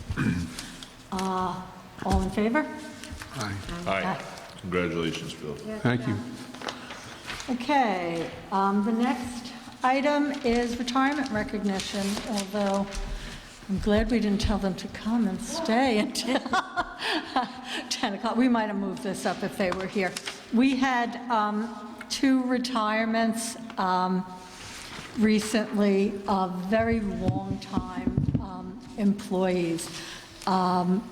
Christopher Morris, Chris Morris, who was a crew chief with the Highway Department, retired on February 26th, after 32 years of service with the Highway Department. Chris was a real asset to the department. He knew how to get things done for the department, smart as a tack, really great employee. It was really sad to see Chris go, but we wish him very well in his retirement.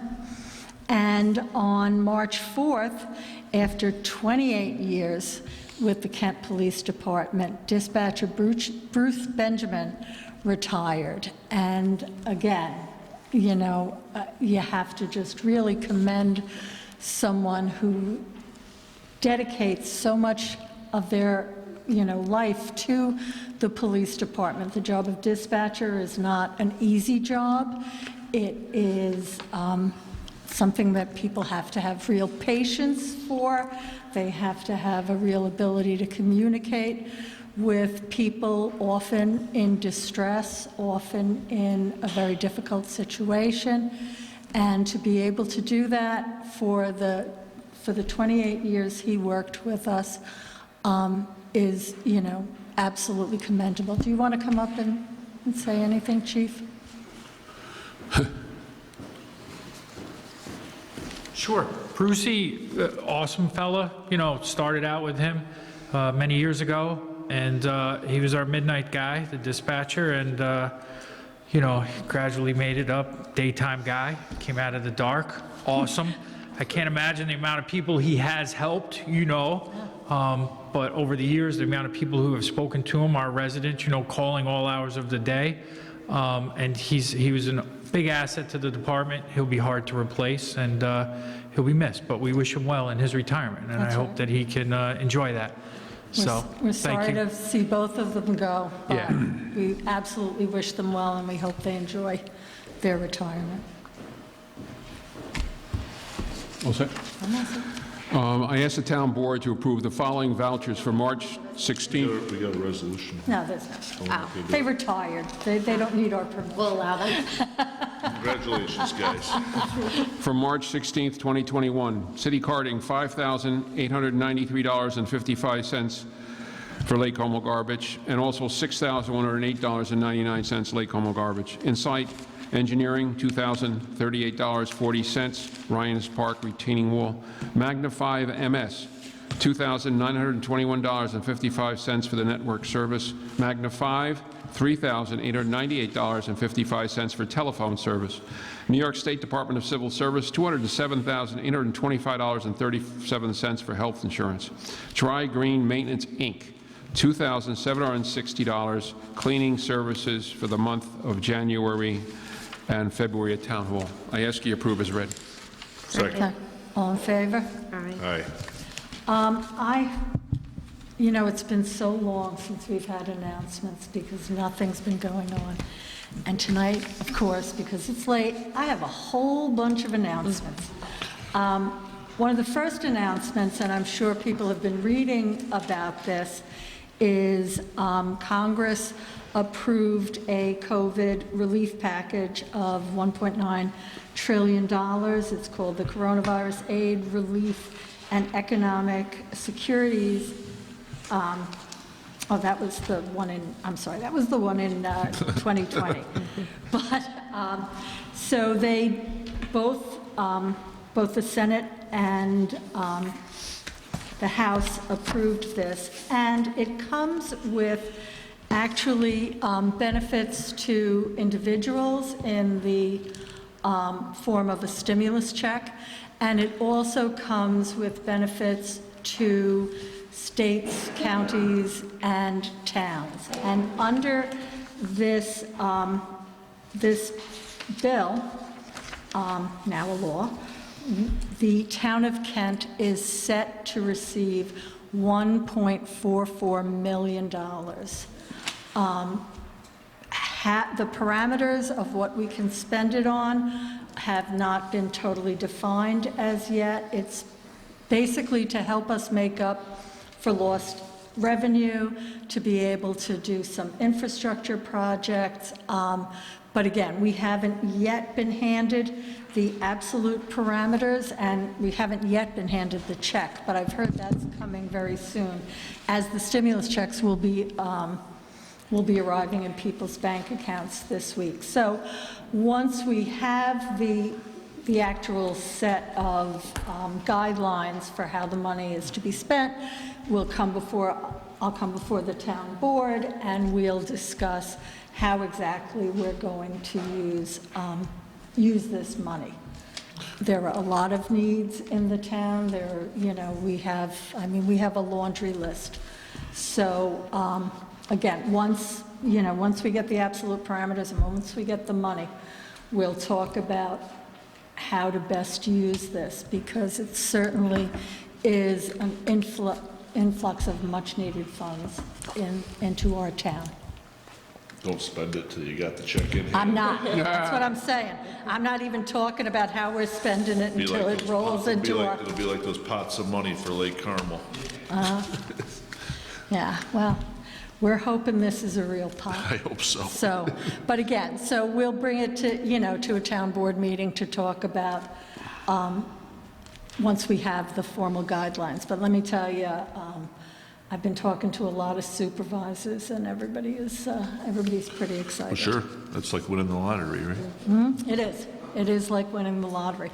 And, the congressman had called when it was in front of the House, and he had, a press conference, and I'm like, I'm not going to count on it until the Senate gets it. The Senate could always change the amounts and can always, play So I'm around sorry, with it. when do you think the parameters on what it can be used for will be given to us? I'm anticipating fairly soon, because I think they're talking about rolling out the money fairly soon. And the federal government setting those parameters? The federal government. Okay. Those parameters. So yeah, looking forward to that check. And don't worry, I won't leave town when we get it. So that was the big news. There is a clothing drive. I don't know how many people, I know myself, I like to, when I go through my closets and I find clothes in good shape, I hate putting them into bins that are going to, cut them up and sell them for fabric, especially since I frequently am like giving away things that maybe I didn't try on when I bought and I still have a tag, and there could be some good use to it. So there is a clothing drive. It ran last week, and it's running again Saturday, March 20th from 1 to 4, rain or shine. You can donate clean and gently worn clothing for the whole family, men, women, teens, kids, toddlers, and infants. Make space in your closets and donate clothing to struggling families facing uncertain housing. It's Clothes for Community, a donation clothing drive benefiting Brewster Cares and Putnam Community Action Partnership.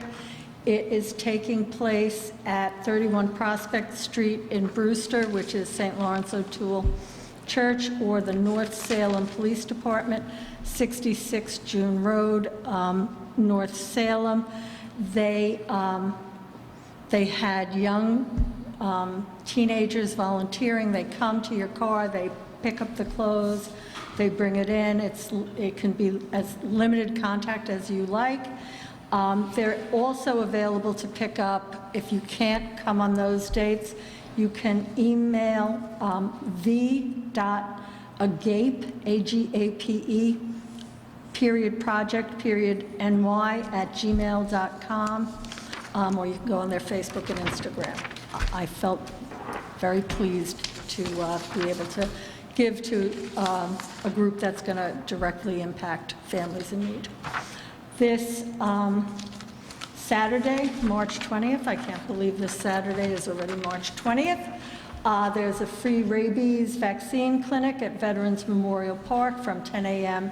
to 12 p.m., 201 Gypsy Trail Road, Carmel, New York.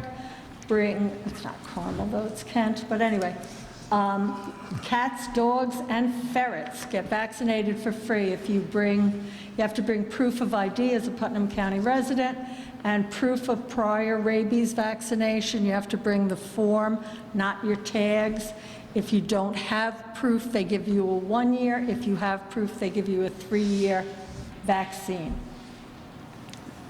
Don't forget to wear your mask, and they're going to impose social distancing. This Thursday, the Kent Lakes Association is having its second in a series of educational forums, this week being invasive plant management. On Thursday, March 18th at 7 p.m. via Zoom, the Kent Lakes Association will be hosting their second presentation on issues that affect the quality and enjoyment of our lakes. Lindsay Yoder of PRISM will be discussing identification of different plants that are not native to our lakes, the issues and conditions these plants cause, and how to address these conditions. Topics include overview of invasive species, basic identification of common invasive species, the PRISM program, PRISM, not PRISM, Kent Lake profiles, and an overview of approved management in New York. It's a Zoom meeting. This will be, I think it is already on the website. I'm also going to send out a notification to everybody that's on my mailing list, and it'll be on the Facebook page, so you can attend. The last presentation they did about geese management was really wonderful, really informative, so I encourage people to attend via Zoom. You can sit in your jammies and participate. You know, on a side note on that, we just received a grant from PRISM also. We were awarded another grant on invasive species in our lakes. That Bruce Barber had applied for, more of a regional approach to identifying the invasive species in the lakes in Kent. I don't remember the amount, but maybe you do. I don't recall. I can look on my It was a project, and it was through that's the woman that's going to be doing that Right, talk. Lindsay Yoder. Yes. We have a safety notice from the building department. It's that time of year again that New York State DEC regulation on open burn starts. There's no open burning allowed from March 16th, so don't go home tonight and start burning stuff, to May 15th. This includes no leaves, grass, weeds, large branches, trees, and tree stumps. Never, ever any construction material, never, ever trash or garbage. Burn barrels are not allowed. Small recreational fire, AKA small fire pits, are allowed for heating and cooking, must be in attendance at all time. These actions have reduced wildland fires by 43% in the last few years, as per New York State DEC. So this is from our building inspector. We'll put that up on the website too to remind people about the dates. Next item, Carmel Rotary invites you to our CARE event to thank our hospital heroes, March 24th, 2021, 1 p.m. Join our caravan in support of the hospital workers who are still tirelessly fighting COVID for over a year, keeping Putnam alive and well. The staging is at 1 p.m. at the Putnam County Emergency Services Building, 112 Old Route 6 in Carmel, and the caravan is to the Putnam Hospital Center. Staging line starts up at 1. You can call for more information to reserve your group spots in the parade. You can call Kathy at 845-216-2615. Bring your kids, friends, relatives, book club, church choir, scouts, Zoom buddies, cards, balloons, and signs. Horns, lights, applause, and appreciation. Let's show them our love. And the last thing I have, I promise you, is Putnam County Youth Bureau Pegasus program. They do this every year. It's about understanding alcohol and drug dependency, coping skills, fun activities, new friends. It's held on Thursday nights at the Putnam County Youth Bureau from 6 p.m. to 7:30, beginning April 8th. And the dates are April 8th, April 15th, April 22nd, April 29th, May 6th, 13th, 20th, and 27th. Children and their adult caregivers will have fun in an engaging and supportive environment. You have to pre-register, so you can contact them at pegasus@putnamcountyny.gov or give Stephanie Nocera, who is the Pegasus coordinator, a call at 845-808-1600, extension 46126. Got a couple, okay? All right, I'll try and go fast. I know it's getting late. Carmel School Board and the Kent Town Board, April 6th. We hope to have a little chat and discussion.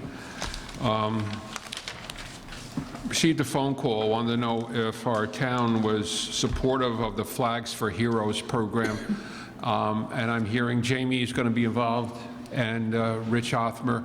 I just want to get across that we support the Flags for Heroes.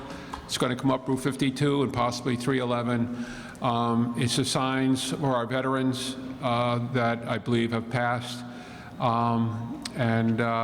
Coming from a military family, I look forward to one or two banners in honor of my father and father-in-law. And in a couple of weeks, they'll be up here and probably come in front of the town board, and more details are coming. But I just want to get across, since I know that they're watching, hopefully they're watching TV right now, that our town board supports this 110%, and it's going up in many of the adjacent towns. East Fishkill's done it for years, and this is positive, and another positive thing happening in the town of Kent. Don't forget the Rotary Basketball Challenge. It'll be at ShopRite Plaza for April 24th, and hopefully we'll raise some more money for some of the needs in the town of Kent.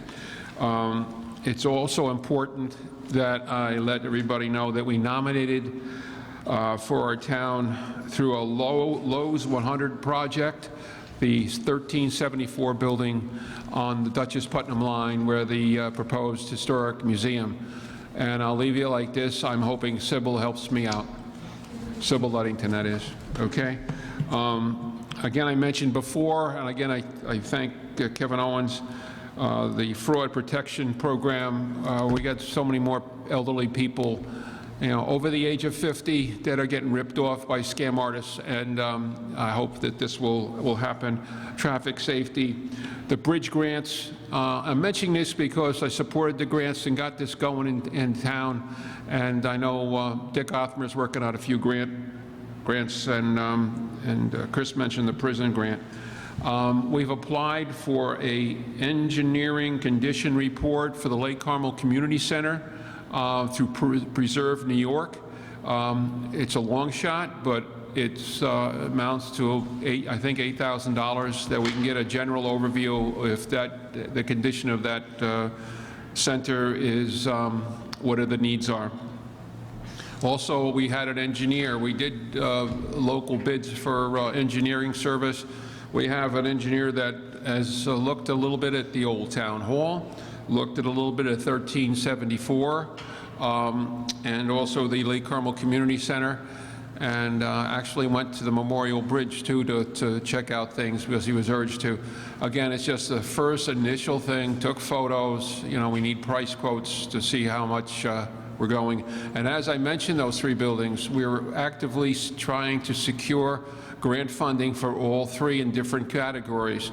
COVID has impacted our grants program as far as the major grants, but as Maureen said, there's millions coming into the state of New York, and some of the grants have actually opened up, and I think Bridge New York is one. Rich has some competition, very, very competitive for Bridge New York. I think I got everything. I'm trying to be short. There's other things happening, and hopefully we'll have more news in the coming weeks. All right, well, I just have one more thing to say. Wishing everyone a very happy St. Paddy's Day tomorrow, and enjoy. Public's got us, anybody? Yes. Sorry. Susan Kotzer, Town of Kent. The snow has melted. Is anyone organizing a spring cleanup for the roads in town. It's going to snow tonight. Stop it. It is going to So-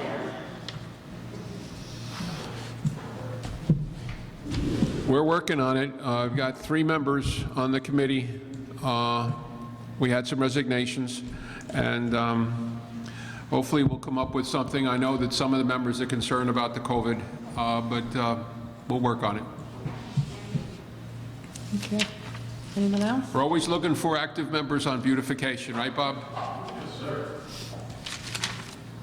And every other committee in town. And every other committee. I love it when the people said, where's the rec center, where's the youth thing and stuff, and not one person in the town of Kent was interested in serving on his advisory board. But there had to be several that, oh, you got to do this for the kids, you got to do that. We need the power to the people, and that's how you get things resolved, using the people and getting them involved. That's right. All right. Okay. Make a motion to adjourn? I need a motion. We're not going to executive session, right? It's pretty late. No, there's no Yankee game now. No? Okay, all in favor? Aye. Aye. Thank you all. The next meeting is April 6th.